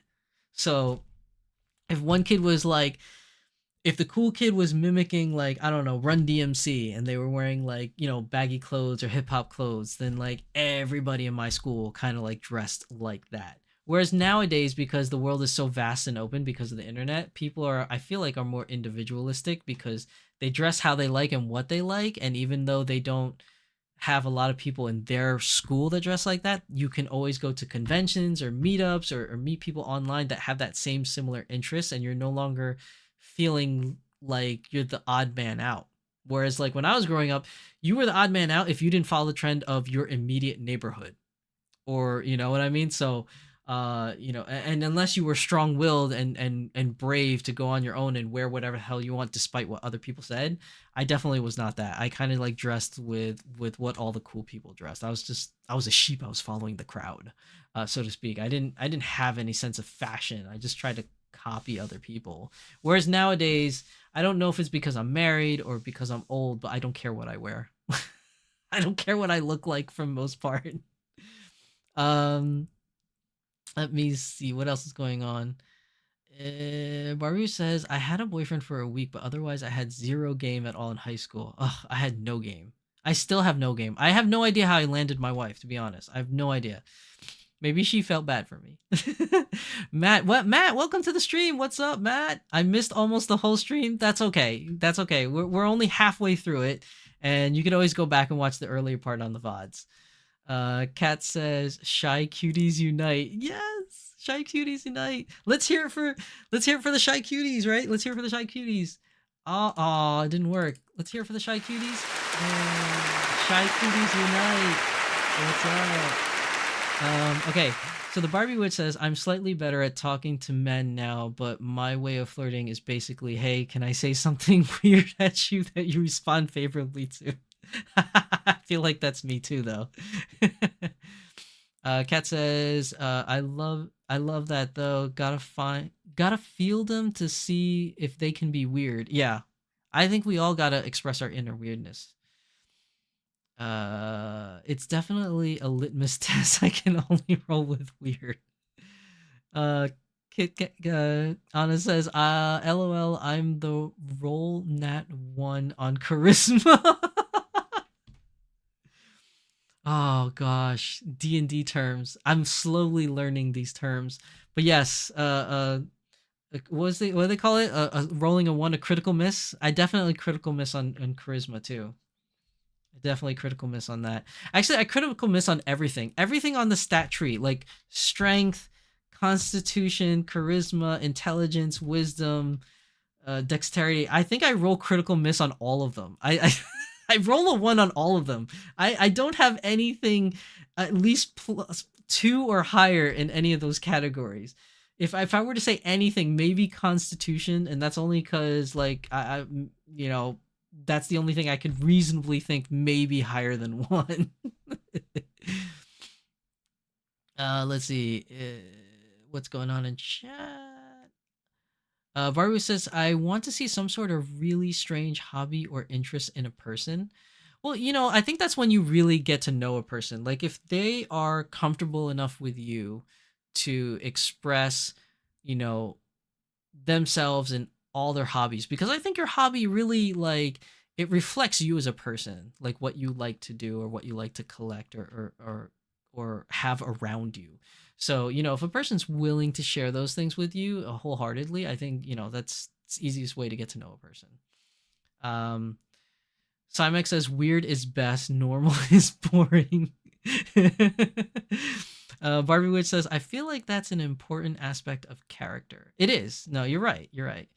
I never played D&D. I feel like I have missed out. Listen, I never played it either. Till this day, I haven't played it. My only exposure to D&D is Anna and Corey introducing me to Critical Role, and my friends like basically peer pressuring me into buying Baldur's Gate 3, and now I absolutely love that game. Which I haven't finished yet. I'm really close. Kat says, Anna, you have charisma. You are exceptionally charming. Oh, that's so sweet. Baruch says, I want to try at least once before I shuffle off this mortal coil. You and me both. I need to try a session of D&D. See, the problem with D&D, from what I understand, is you do or do not. There is no try. Okay, like D&D is a long session that you really have to devote a lot of time to. Now I've heard that there are like mini sessions, but even the mini sessions can be long. Is my understanding. But I do want to try it one day. One of these days, we need to try it, Barbie Witch. Matt says, you rolled well enough on charisma to maintain a decently sized audience in an incredibly niche hobby. So I'd say that's pretty good. Oh, that's nice. That's very nice of you, Matt. Thank you for that. That makes me feel really good. I guess, I did. I mean, I don't know. Like sometimes, okay, let's, real talk. Okay, real talk. Sometimes I always wondered about my channel. And I don't know if this is going to make me lose followers for saying this, but sometimes I always wondered about my channel is, do people follow my channel because I'm interesting, because I'm fun, charismatic, or because I'm just informative, or because at least back then, not now, but back then when I first started, I was like one of the only games in town. At the time, most of the people that I followed before I started YouTube about dolls have all like, I guess, kind of retired from the doll scene. So that's why it kind of led me to start my own channel, because most of the doll YouTubers that I followed that somewhat talked about vinyl dolls all retired from YouTube. So then I started doing YouTube. So sometimes I always wondered, like, did people follow me because I was the only one talking about dolls back then? And then now that there are so many doll content creators and really good ones, like My Lady Disdain, like people in this chat, Magical Girl Kit Kat, like Corey and Anna from Kitten Kat Shop, like Munecus Poopas, like My Froggy, what's it called? Lavally Day and the Doll Fairy. Like, like there's so many doll YouTubers now, and so many people to choose from that like it's hard to tell. And I definitely can say with 100% accuracy that my viewership and my subscribers have dropped. It used to be when I was doing 3 Minute Thursdays and a lot of unboxing videos, my subscriptions was going up pretty rapidly. And I used to get like 500 to 700 to 1,000 views like every video. Like if you look at my older, like, if you look, if you look at some like older like content, you could see the numbers of views that I had, and usually like was like 500 to 1,000, views, somewhere around that middle ground. Nowadays, I'm pretty much averaging around like 90 to like 200 views maximum, or 250 views maximum. So I definitely, my viewership and my attendees have kind of dropped off. And I always wondered, not that it really cares, because I don't do this for the viewers. I don't like, not that I don't do it for you guys, but you know what I mean? Like, I'm not doing it to get popular. I'm not doing it to get like subscribers and like huge viewership numbers. But like, I do remember that, like, I wonder if most of my success early on in my career is because I was one of the only channels doing it at the time. And now that there are so many channels doing doll related content, I definitely have noticed that my viewership and everything has dropped off by the wayside. So that leads me to feel like maybe it was the fact that I was the only one doing videos back then, that I had so many views. And now that there are so many talented, very talented YouTubers now doing amazing content with creativity, like Michaela from the UK doing so much creative content, that individuals like myself that really only do the news is kind of falling off by the wayside. But I'm super happy, and I'm grateful for the viewers that I have that watch me till this day. Like you guys, have been with me through thick and thin. A lot of these names that I see in chat, like, you guys have become really good friends of mine, and I really appreciate all of you. So, you guys are the true heroes of this channel. You keep it alive, because I can definitely say with certainty that if nobody watches my channel, I definitely will retire, because like, I don't want to be doing live streams every Friday and there's like 0 people in there, like, just kind of talking to myself. Like, that would be horrible. So I mean, you guys showing up, every Friday, and showing up in the chat, like, telling me, your thoughts, and putting in your experiences and your input on the topics that I bring to you guys. Like, you guys are the ones that are really keeping this channel alive, not me. You guys are the real heroes. um okay, so let me go back and get back to where I left off in chat. But thank you for the kind words, Matt, and Kat, for agreeing with Matt. Thank you. Barbie Witch says, I've done some RPGs that were enough to turn me off from wanting to do any other RPGs again. It definitely is. It takes a certain type of person to do RPGs, that's for sure. Kat says, we are finishing our 3-year campaign this year. Oh my god, 3-year campaign. As that, I don't know how relative that is with other D&D campaigns, like if that's relatively short or relatively long. I don't know, but 3 years definitely sounds like a long time for someone that doesn't do DD. Tempest says, I'm not consistent enough to count. Dee says, both. I followed you since I got into collecting vinyl dolls. Oh, well, thank you, Dee. Barbie Witch says, I think you're charming. Aw, you guys are so nice to me. You make me cry. Tempest says, I make a video when I feel like it. I mean, that's the way you should do it. You should make a video because you want to and you feel like it. You shouldn't feel obligated to make a video. I want to be clear. I don't feel obligated to do my videos. I want to do these videos. It's just it gets hard sometimes picking new topics, because I did kind of beholden myself to try to keep a schedule of every Friday.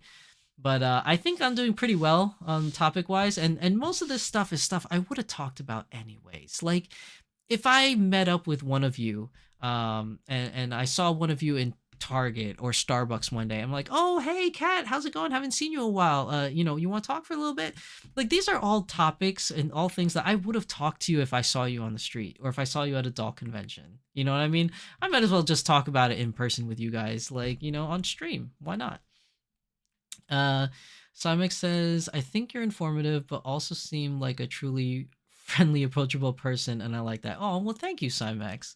I mean, I try my best to, approach these topics in a fun manner and an interactive manner as best as I can. And I'm glad that you guys are really enjoying it. Kitten Cat Shop says, same for us, Tempest.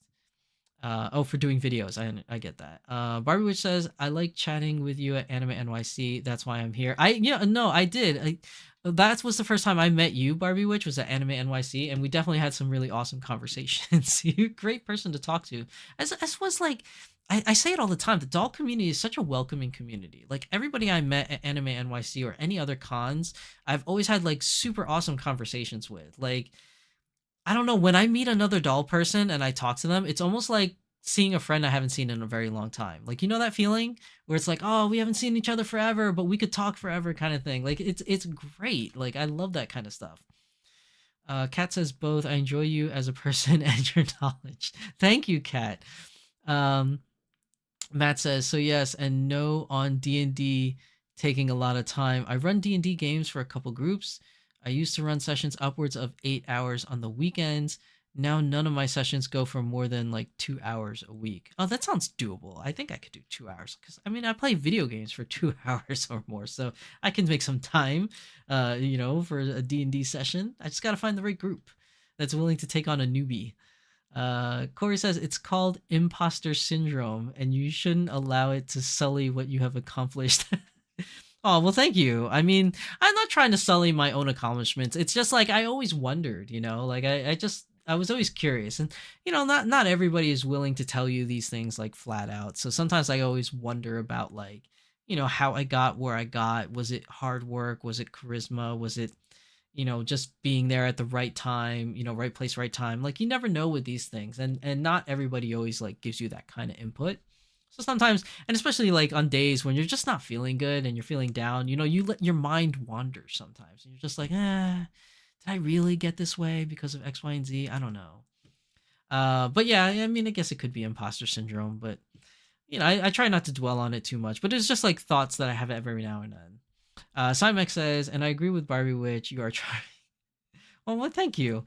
King Hatch says, YouTube is mostly corporate content now. Indie creators are like falling into low digits. Yeah, you're kind of right about that. Like a lot of people are, into that content creator sphere where they're pushing products a lot. And it's either indie content creators like myself that have like the low subscribers, the low views, that are kind of like the oddball, doing like things that are not so corporate-ish, I guess you kind of thing. But then you also have the other end of the spectrum, like the people that got really popular doing all that corporate stuff and all that pushing product stuff, like those people that got so popular that have millions of followers and millions of views at that point in their career where they're like, I don't have to appeal to corporate anymore or push any products anymore because I got so many followers that like me for me, and then they just do whatever the hell they want regardless. So there's always that end of the spectrum. There's the low Bs, and then there's the way too high Bs, and then like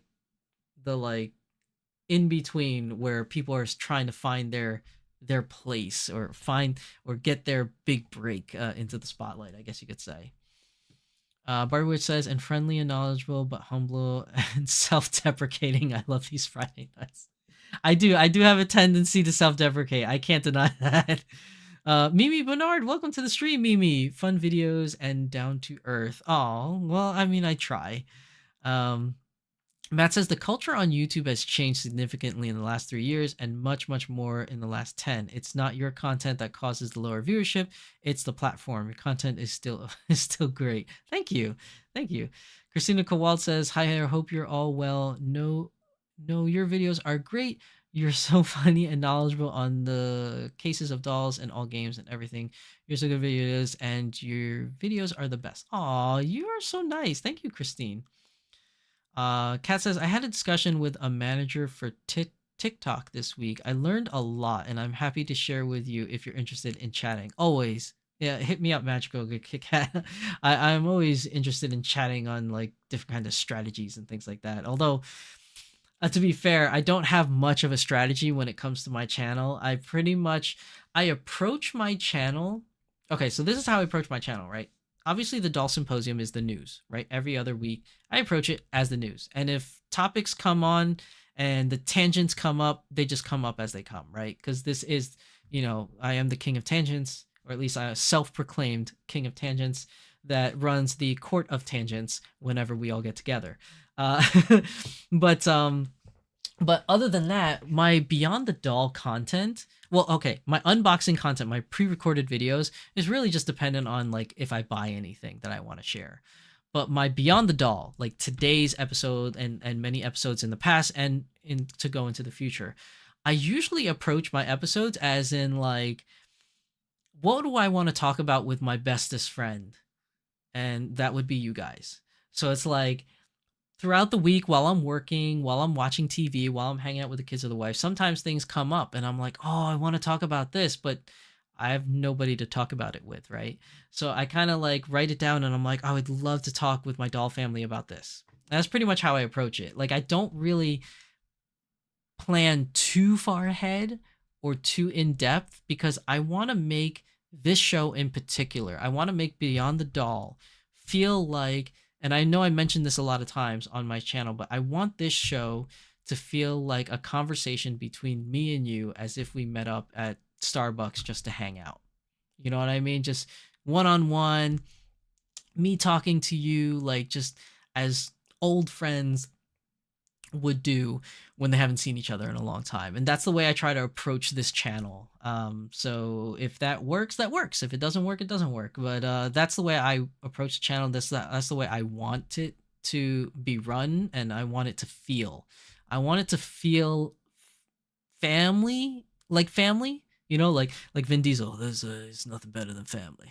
I can't do a Vin Diesel voice, but like family, like and being family doesn't necessarily have to mean family oriented where it's like, oh, no cursing or no doll nudity or something like that. But like family, like you guys are my extended doll family. And while we don't get to hang out with each other in person every day, we can still hang out like through this stream and talk about, our likes and our dislikes and, hot topic buttons or just comedic buttons, just whatever kind of buttons. Like it's just a fun conversation. And that's what I want it to feel like. I want it to feel like a fun conversation more so than a lecture or a presentation. And you guys have been the best at making this channel work because you guys are so, what's it called? Like, what's the right word? Participative in chat. That it's what keeps this channel going. It's more specifically this show going. Is that you guys like having that conversation with me, and it's really cool. Let's see.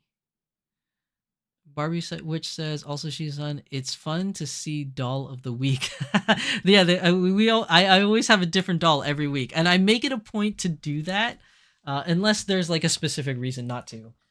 But I usually try to make it a point to have a different doll every week. Not so much just to have the different doll every week, but more so to get them out of the display case because most of the time they just sit there.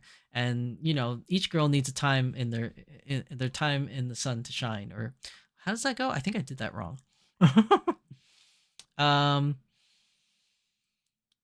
Let's see. Kat says, I couldn't figure out why some channels grow and others don't. He explained it, but also reassured me that it isn't always about content. It's knowing some of the tools that help gave me hope. Yeah, there are some strategies that I've tried watching some of those videos, like strategies on how to grow your channel. But on all honesty, I'm not really looking to grow my channel more so than to grow my doll family, which I know in a way that's one and the same because my doll family comes from this channel, but it's not about the subscribers. It's about the conversations that I have. Barbie Witch says, smart dolls are so niche. The kids aren't into them like they are skincare or whatever it is kids are into. I don't think that's bad. I don't know. My daughter's really into like the whole makeup thing right now. Like, I don't know what girls are into her age, but she plays video games and she loves makeup. So yeah. Kin Cat Shop says doll family, yay, hugs, doll family hugs. Marie Velez says, when I moved to South Tennessee, I missed all my doll and anime friends from DC area. If I didn't have your channel, I don't know what I would have done. Oh, well, I mean, I'm glad that I have this channel where you can still talk with your friends or me or whomever you want in chat. Like, at least there's a way for the community to keep in touch. Barbie says, I don't have friends, I have family. Oh.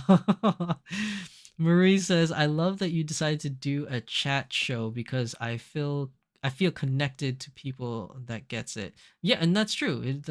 That's the whole point of this. So that we can all feel connected as a community. And Kat says it's a really lovely community. Thank you.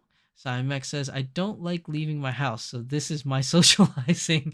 I used to like going out, but now that I'm older, I'm a house cat. I just like staying in. Like, that's my favorite thing to do, stay in. Barbie, which says, me neither, agoraphobia sufferer over here.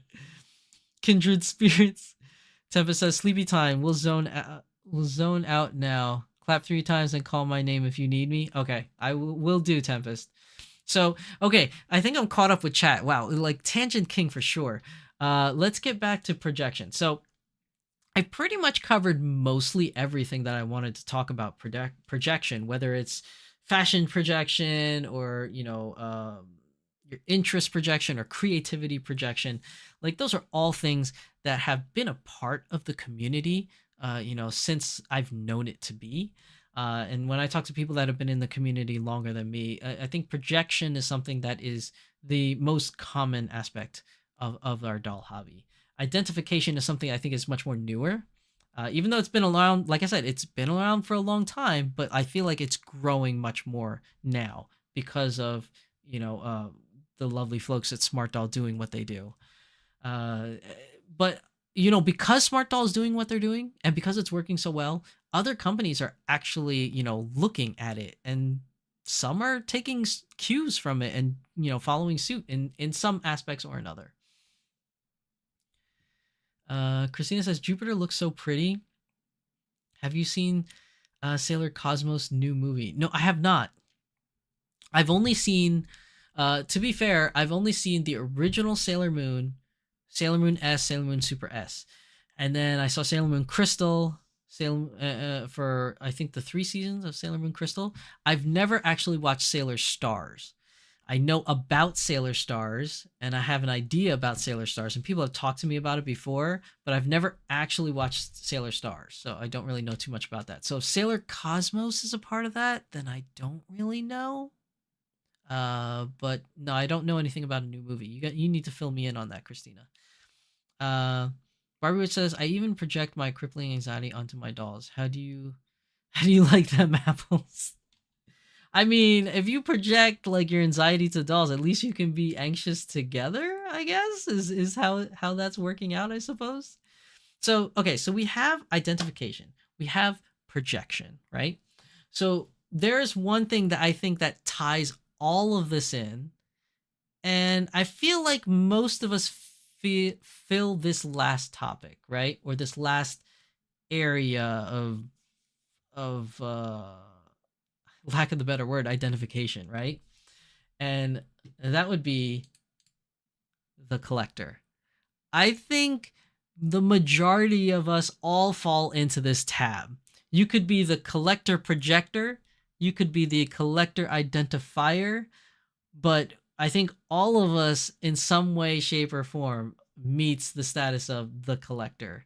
Let me see if I can move chat in a better place. No, this is not so much better. Oh well.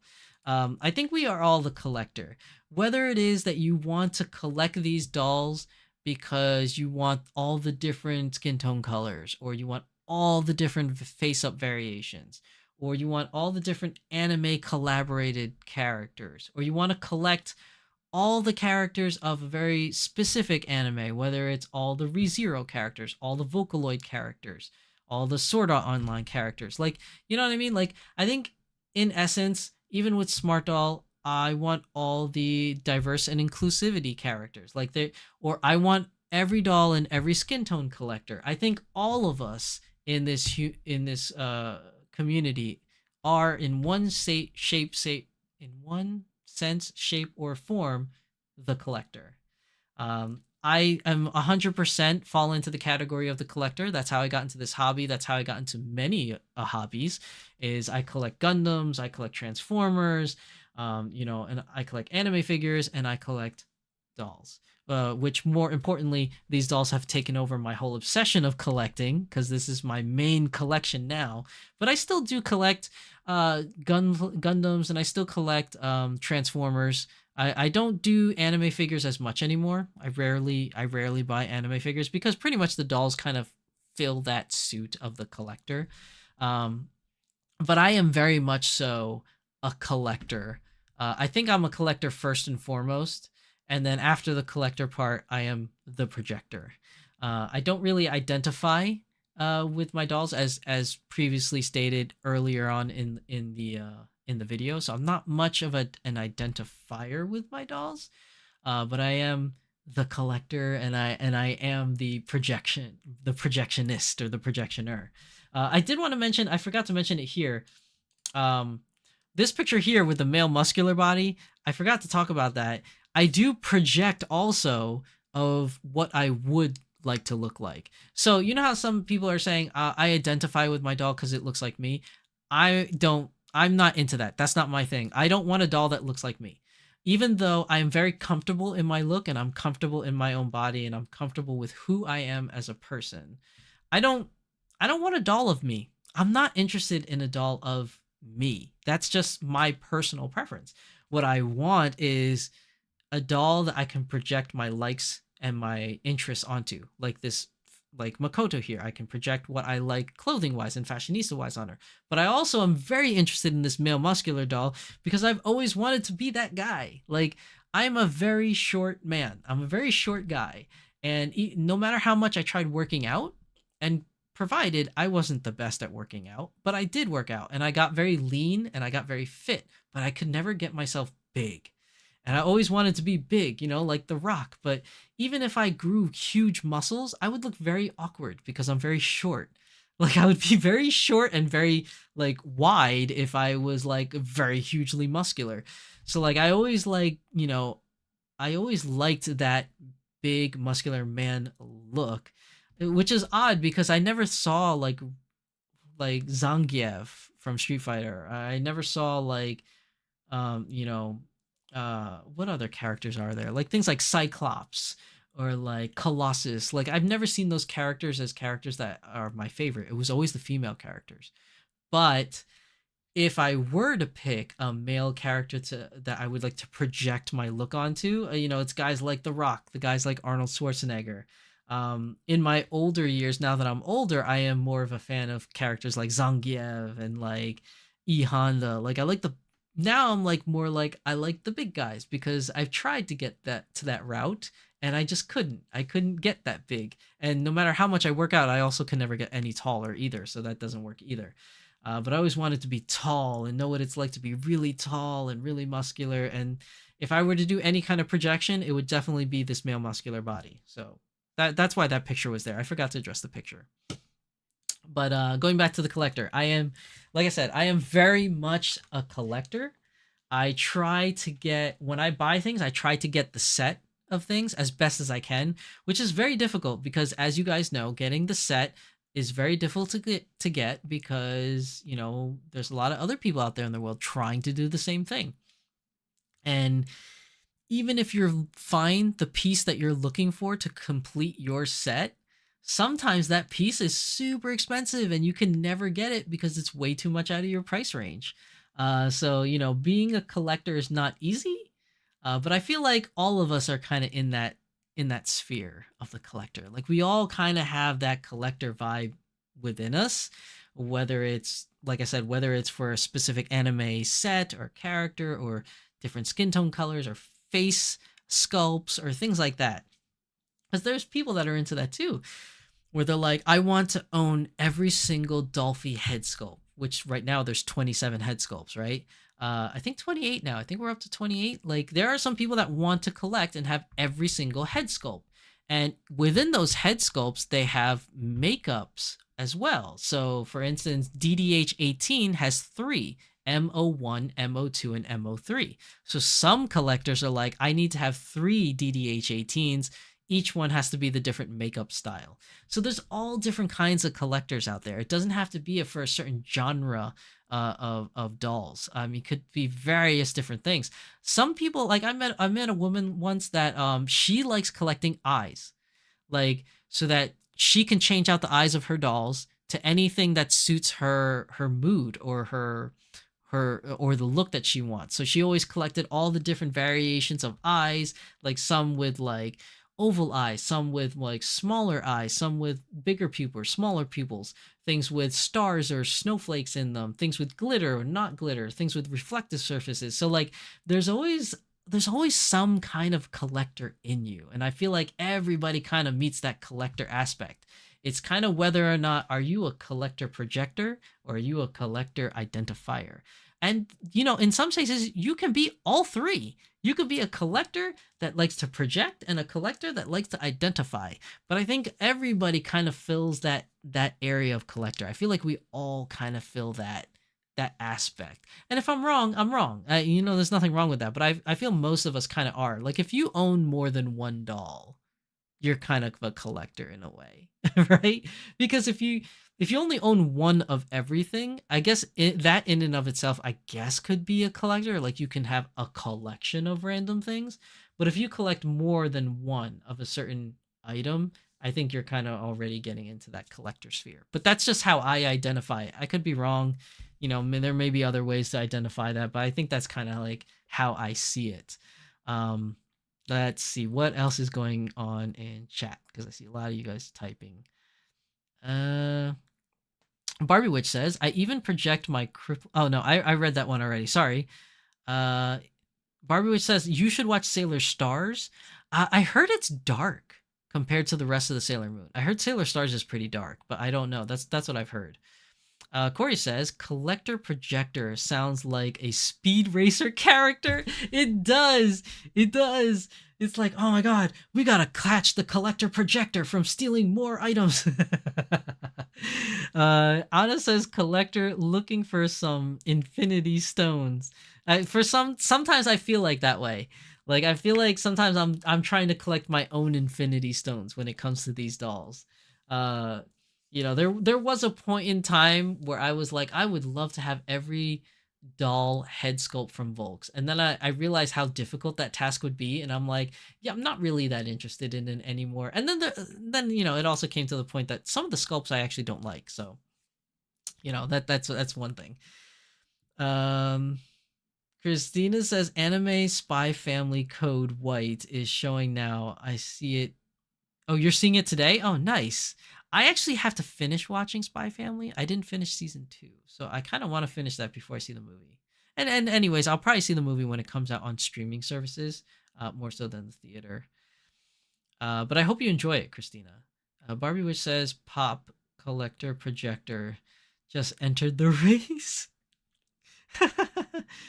Mimi Bernard says, I am a completionist, so definitely a collector projector. PMB Sakura says, being tall means people ask you to get things on high shelves all the time. It is not all it's cut out to be. Yeah, but isn't that kind of like PMB Sakura? Isn't that kind of a little bit of a flex? Like, I kind of feel like I could do that sometimes. Like, it's as a short person, I feel a little embarrassed sometimes when it's like, I see that snack box that I really want, but it's only on the top shelf. And for the life of me, I can't reach it without climbing. But I don't want to be that small guy that climbs the shelves because that looks really weird. And plus, I'm a little bit heavier than a child, so I don't want the shelf to fall on me. So then I do that thing that short guys do, is where you try to you look around, make sure nobody's looking, and then I grab another box, and then I jump, and I use that box to hit the other box on top off from the top shelf. I would like to flex one of these days, to just be tall and be like, oh, you need that? I'm gonna get that for you.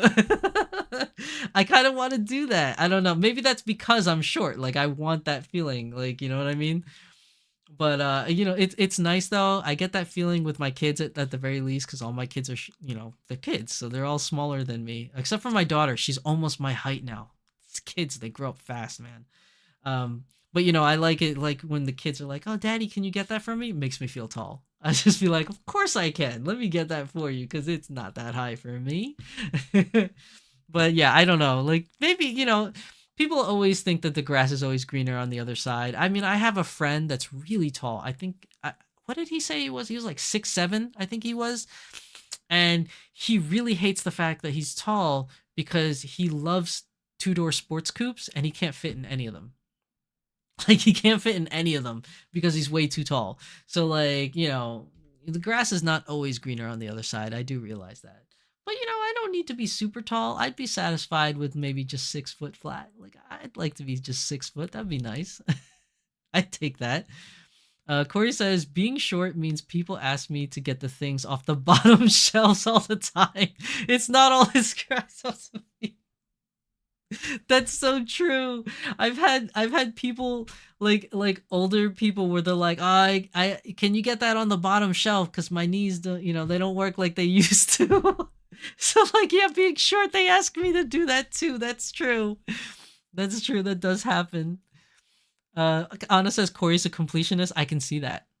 I can see that. I'm talking to you, Corey. I could see you being a completionist for sure. Anna says, I just want all of them. Matt says, and somehow I still think I can collect every licensed Dolphy Dream. I'm gonna die broke. Dude, that is gonna be a chore. If you're trying to collect every licensed Dolphy Dream, finding those older ones is gonna be hard, man. Good luck to you, and that would be one amazing collection if you owned every licensed doll that was released. That would be an amazing collection. I would like to see it. Batman says, that Vocaloid collection is how I'm trying to be. That's why I put this picture. I was looking for a picture of collections. I saw the Vocaloids. I was like, I'm going to put this on just for Batman Jackson. Barbie Witch says, I'm not going to lie. I miss my ex-husband when I can't reach things. Cymex says, I worked retail with a woman who is like 5 foot and she always climbed the shelves to get and put away stock. That's dangerous, Cymex, because that shelf could fall over. Lovely Day says, I desperately want to be able to get Alize and Alphino dolls, but expenses have not been helping my saving cause. Yeah, no, me too. Like, I want to get Alphino and Alize. If it's a click war, I might not get both of them. But if it's a pre-order project, I'm going to try my best to get both of them. But yeah, it is expensive because if you think about it, they're probably, if I were to guess, they're probably going to be about $800 to $850 each. Easy. I feel like that's definitely where they're going to be, if not more. So, getting both of them, you're looking at close to $2,000 already. And that is no chump change. That is a lot of money. So yeah, I feel your pain on that. Like it's definitely going to be rough. Barbie Witch says, add 2 inches and that's me. 5'2". I'm 5'5". I could be 5'6" on a good day, and what kind of shoes I'm wearing. But yeah, I'm 5'5". I'm a shorty. My wife is even shorter though, which is funny because my wife is 5 foot. I like to tease her that she's 4'11". But the even funniest thing about it is we went to my son's concert. So it was a concert for little kids. So like it was like 1st, 2nd, and 3rd graders. And they did a little concert and whatever. And after the show, all the parents are out waiting for the kids to come out from behind stage. And my wife was freaking the F out. She was like, oh my God, look over there. And I was like, what? And she was like, look, somebody shorter than me. And there was a mom there that was shorter than my wife. And for the first time, I was like, oh my God, I've never seen anyone shorter than you. And she was so excited that she found another mom that was shorter than her. But my wife, we're a short family. I'm short, my wife's short. We're shorties over here. Let's see. Lovely Day says, I used to hate that I was tall as a kid. I was 6 foot at 13. So wow, you're that tall? I didn't realize you're that tall. 6 foot is nice though. I don't know. I guess there's different ways that people look at things for men and women, but I feel like it nowadays in today's society it doesn't really matter what you are. But 6 foot, I think that's a good height. Now, if you're saying 6'13", like that's a little off because then you're 7'1". But I understand what you said. You're 6 foot at the age of 13, but 6 foot, yeah, 6 foot at 13 is very tall for that age. But I think 6 foot in general, I think that's a great height. I think that's a good height. That's not too tall, not too short. I think 6 foot works. You should be proud to be 6 foot. The Barbie Witch, I understand that there are similar issues with finding clothes when one is too tall as one is too short. Yes. So, but see, the thing is at the very least, they attempt to help tall people by having the big and tall store.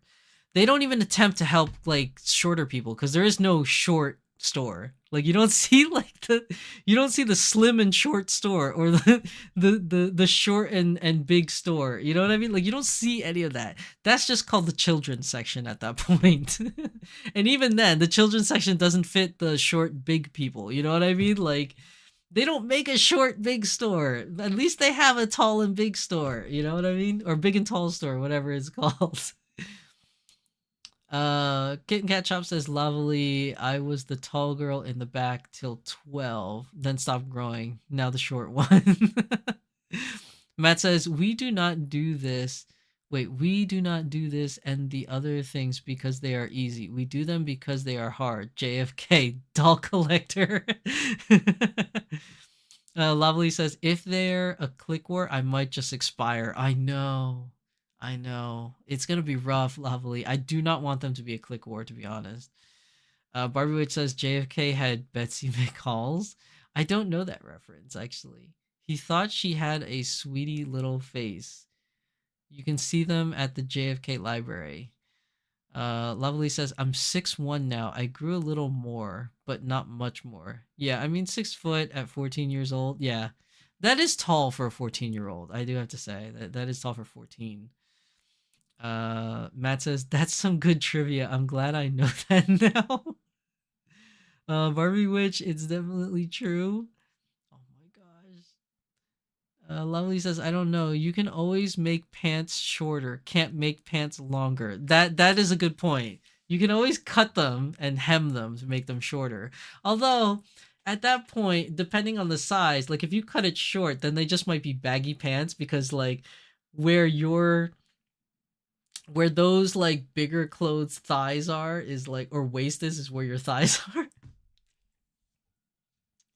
But I understand what you're getting at. I understand. It's like if it's just slightly taller, like longer, like if it's like 2 or 3 inches longer, you could always cut that and hem that. That's true. You can't extend it though. You definitely can't do that.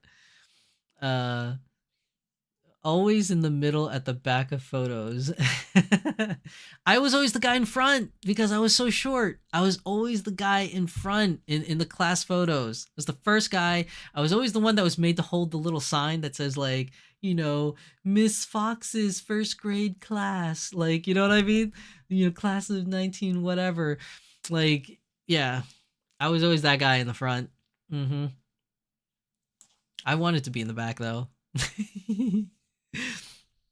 Barbara says if they're designed to taper a certain way, hemming them makes it weird. Matt says cut the pants short and add a zipper to the legs. Cargo pants. I guess you could do that. Yeah, why not?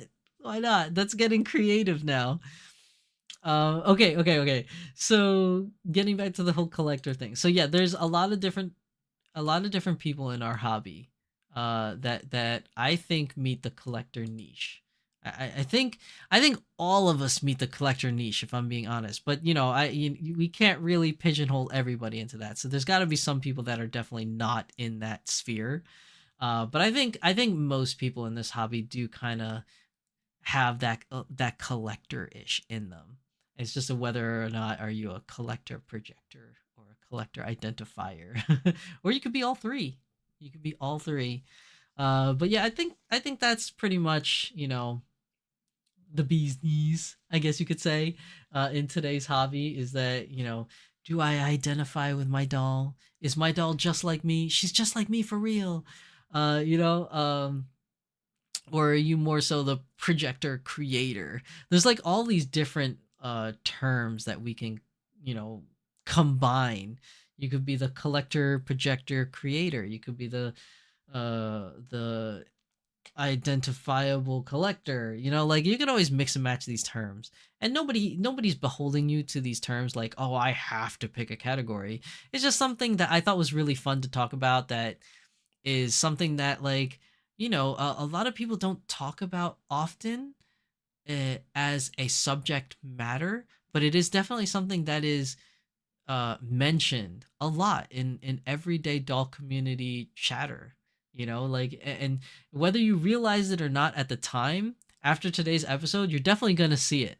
Like when you go to Instagram, when you go to Discord, when you go to Facebook posts, and people show you pictures of their dolls, a lot of people will tell you like, that's mini me, or I'm taking mini me to a con, or oh, just added this to my collection, or hey guys, look at this new outfit I just made, what do you guys think? I think all of us, whether we want to address it in this matter or not, or realize it or not, all of us in some way, shape, or form are an identifier, a collector, or a projector within this hobby. And I think, I don't know if that's going to catch on terminology wise within the community, but I just thought, like, when you really look out there at those posts or you read those comments, you'll notice these things. Like, if you may have not noticed it before, but if you really look and you read what people say or what people post, you'll see it. It's there. I always thought that was very interesting. And this whole conversation for today's episode really stemmed upon my last doll meetup, when we were all talking about, like, projecting my me personally, my desires to dress my doll the way I want to dress her and have fun with coordinating outfits and colors and things like that. And it led us to think, and kind of talk about things about, like, oh, do I identify with my doll? Do I project myself onto the doll? Or am I in the hobby just because I like to be a completionist and collect everything? There's all different types of people out there, with different reasons for being in the hobby. Um, and I always thought it was just very interesting, thinking about where people come from, and why they do things the reason why they do those things. Just not really like as a point of a case study or something like that. It's just interesting. I just think it's interesting to because I don't represent every collector, obviously. So it's interesting to see, through another person's eyes or another person's lens, of how they see this hobby, or how it is that they enjoy this hobby. And I think if you try to narrow it down, it always, in one shape, way, or form, comes down to the collector, the identifier, which is the new kid on the block, and the projector. Um, you could always say the creator too, but I feel like creator is lumped into the field of the projector, because you're projecting your creativity onto the doll. Um, but yeah, I think it's just interesting. I really like thinking about, thinking about and learning about, like, why other people are in this hobby. What do they get out of this hobby? What do they find, that gives them excitement or love, or sense of accomplishment within the hobby. I think it's great, and that's why we're talking about it today. So hopefully you guys enjoyed today's episode. I hope you liked it. I really enjoyed talking about it, and this was the topic I've been wanting to talk about for a while, but I kind of bounced out because I wanted to address another topic in the prior episode. But yeah, this is something that I've been thinking about for a while, since the last doll meetup I was at. And yeah, it's just I think it's just great overall. So definitely put it down in the comment section if you want to share with everybody, especially if you're watching this later in the VODs. Put it in the comment section down below. Like, are you a projector? Are you a collector? Or are you an identifier? Or are you a combination of different ones? Or are you all of them? I think it's kind of cool to kind of just put that out there to see, so people can see, like, there's all different types of people in this hobby, and how they enjoy it, and how they express themselves through it. Uh, so let's see what else is going on. Mm. Corey says they wanted me to hold the class pick sign, but then they couldn't see me behind it. You're not that short, Corey. Come on now. You're not that short where the sign covered you. No way. The Barbie Witch says, I can see how that's more of a pain to always be going for a capri pant look involuntarily. Corey says, I just bought 3 pairs of pants with the shortest inseam. Anna has to hem them for me. Sigh. Aw, poor Corey. Lovely Day says, sounds like we had a similar stature, kitten cat. Anna says she's liked the topic. I'm glad you liked the topic. I thought it was a very fun topic to do today. Matt says, at the end of the day, no matter if we're identifier, projector, or collector, we can all call ourselves appreciators. That is so true. Well said, Matt. Well said. We are all appreciators. Hell yeah. I vibe with that. That is nice. Matt says, why did it tag me? I don't know. What got tagged? I didn't tag or anything. I don't know how that happened. The Barbie Witch says, projector, collector, inspector, detector, infector, come at me rap battle. Oh my gosh. I think you got all the words there. Tinker, tailor, soldier spy, collector, projector, alligator, refrigerator. Oh my god, mediator, deliberator. Oh my goodness. This is getting far afield now, people.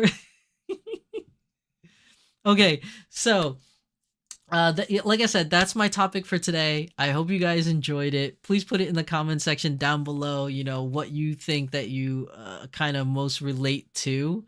And before we end today's episode, as always for Beyond the Doll, I do have Shizu-san's anime corner to talk about today.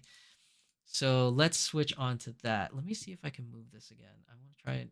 I'm gonna try to see if I can get it out of the way. I think it'll still be in the way, to be honest. Let me just move it here. All right, let's see. Okay. Let me get a drink of water. I haven't drank this whole time. It's 2 hours of talking.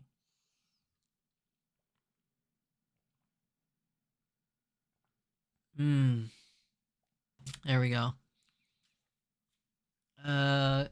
Barbie instigator, numerator, Barbie Witch out. No, don't go, Barbie. Anna says tangent, instigator, scruffy. I mean, yes, but also I kind of bring it upon myself too.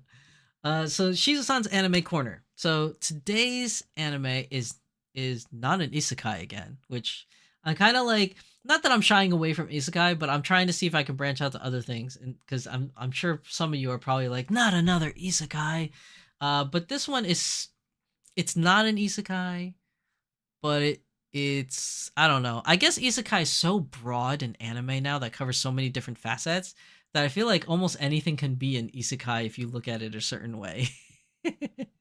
Oh no, what happened to my No, why did it change my thing? No. Okay, here we go. I don't know what I did. I screwed that all up. Okay, so this is my anime for today, and it is called A Returner's Magic Should Be Special. And chat is covering the picture. I guess not that it matters per se. Yeah, it doesn't really matter if chat covers the picture. But it's called A Returner's Magic Should Be Special. So I watched the whole first season of this. Well, actually, there's only one season right now. I'm pretty sure they're going to get a second season because the way they ended the first season. But essentially what this show is about. So it is the end of the world. Okay. Most of humanity is dead. There's only very few of them left. Fighting against demons, trying to take over the world. Kind of sounds like your standard fantasy type show.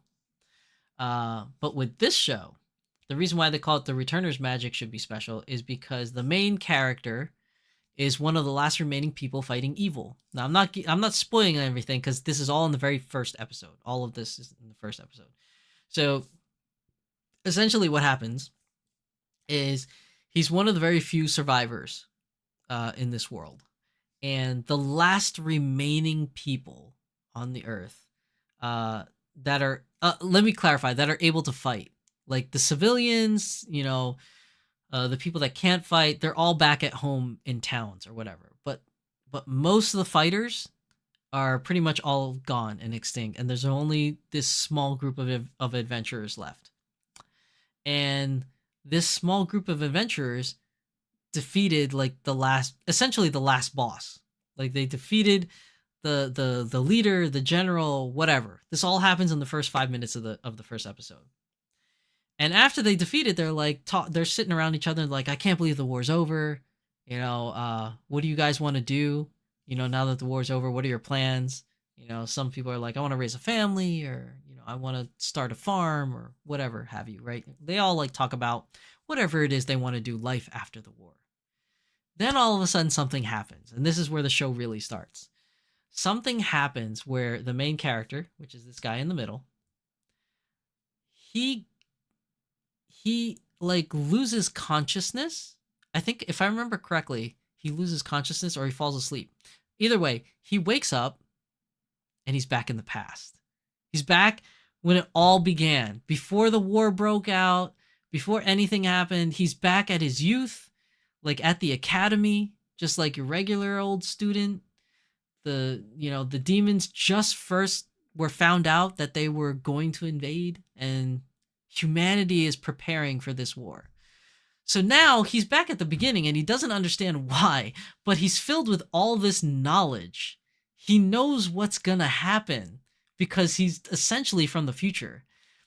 And he's armed with an ability that I guess nobody really has, or at least I've never seen anyone in the show have it yet. It's a very unique ability. And it's a very special ability. Returner's magic should be special. So he's armed with this ability, and he's armed with this knowledge of what's going to happen in the future. And he's tasked himself with making sure that the future doesn't repeat itself, i.e., that all these people of humanity die. He's trying to save everybody, prevent all this death and destruction from happening. So that's like the whole like shtick of like the whole show.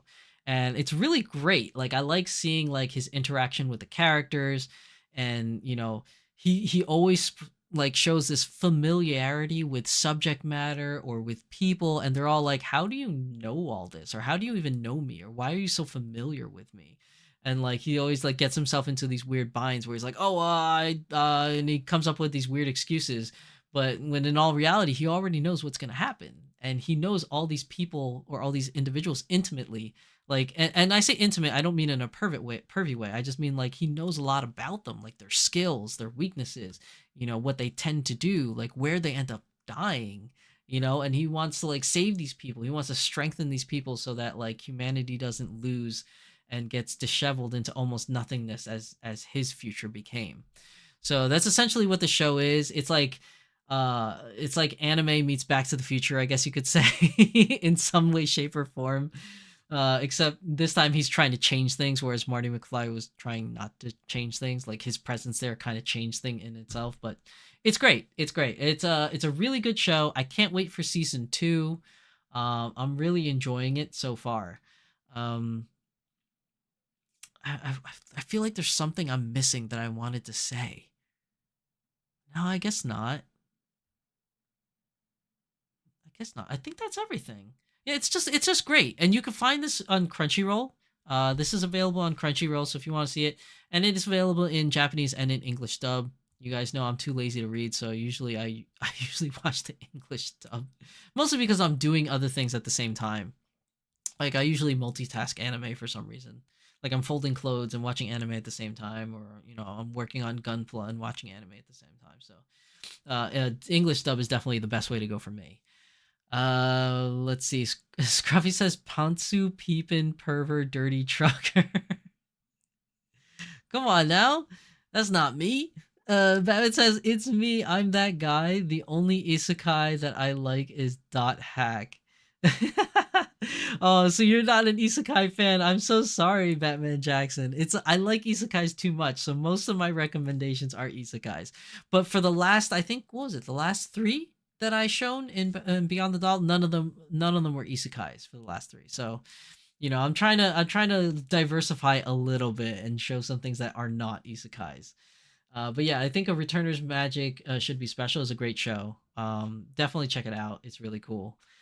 Barbie says isekai, I'm that guy in your eye up in the sky. Everybody's rhyming. What is everybody rhyming today? Matt says, why does that small child have Asana's sword? Oh yeah, it kind of looks like Asana's sword when you look at it like that, but it's not. It's not Asana's sword. It's not related to Asuna whatsoever.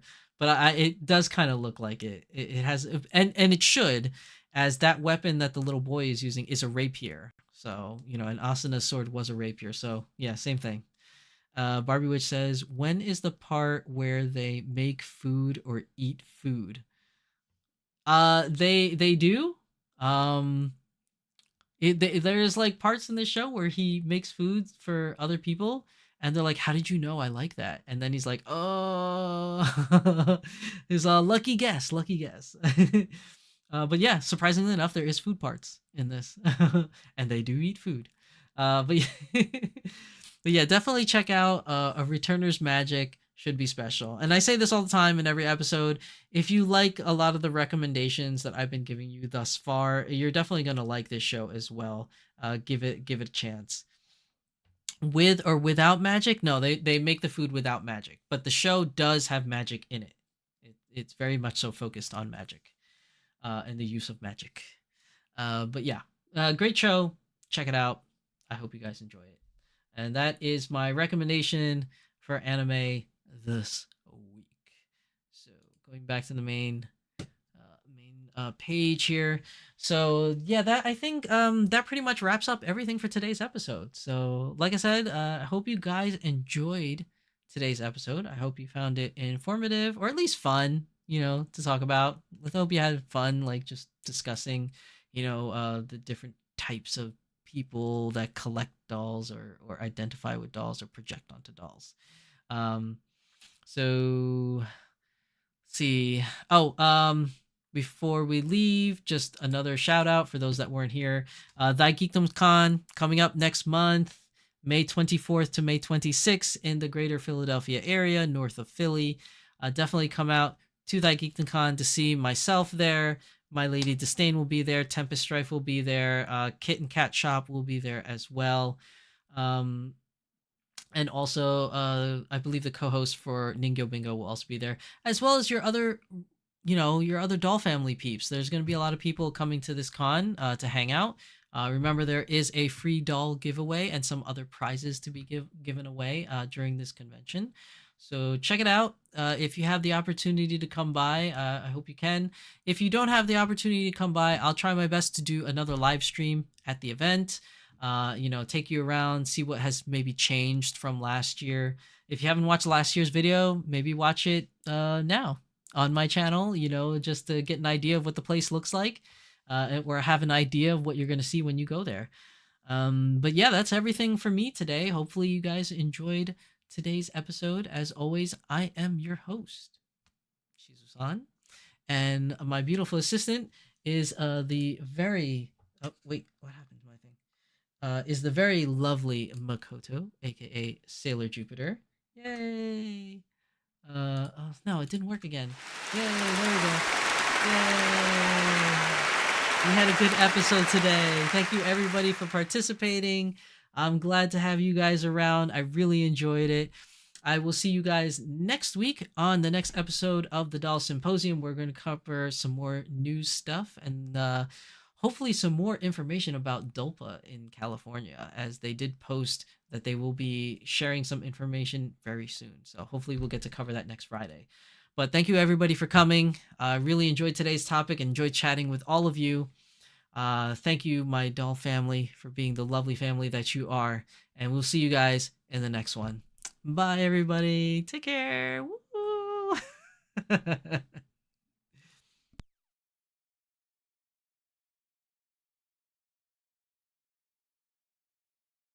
When we wake,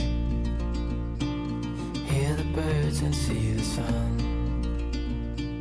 Side by side, our fears are done. Oh, the good times just begun.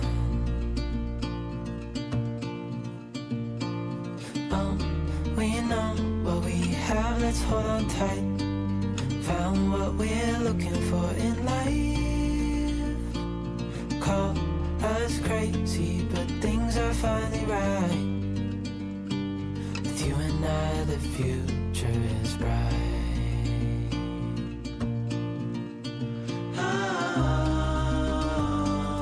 You and I, we got it. We don't need no more. Even in the hard times, you and I can weather any storm. Before I sleep, hear the crickets, see the moon. Side by side and through. No limit to what we can do. Oh, we know what we have, let's hold on tight. Found what we're looking for in life. Call us crazy, but things are finally right.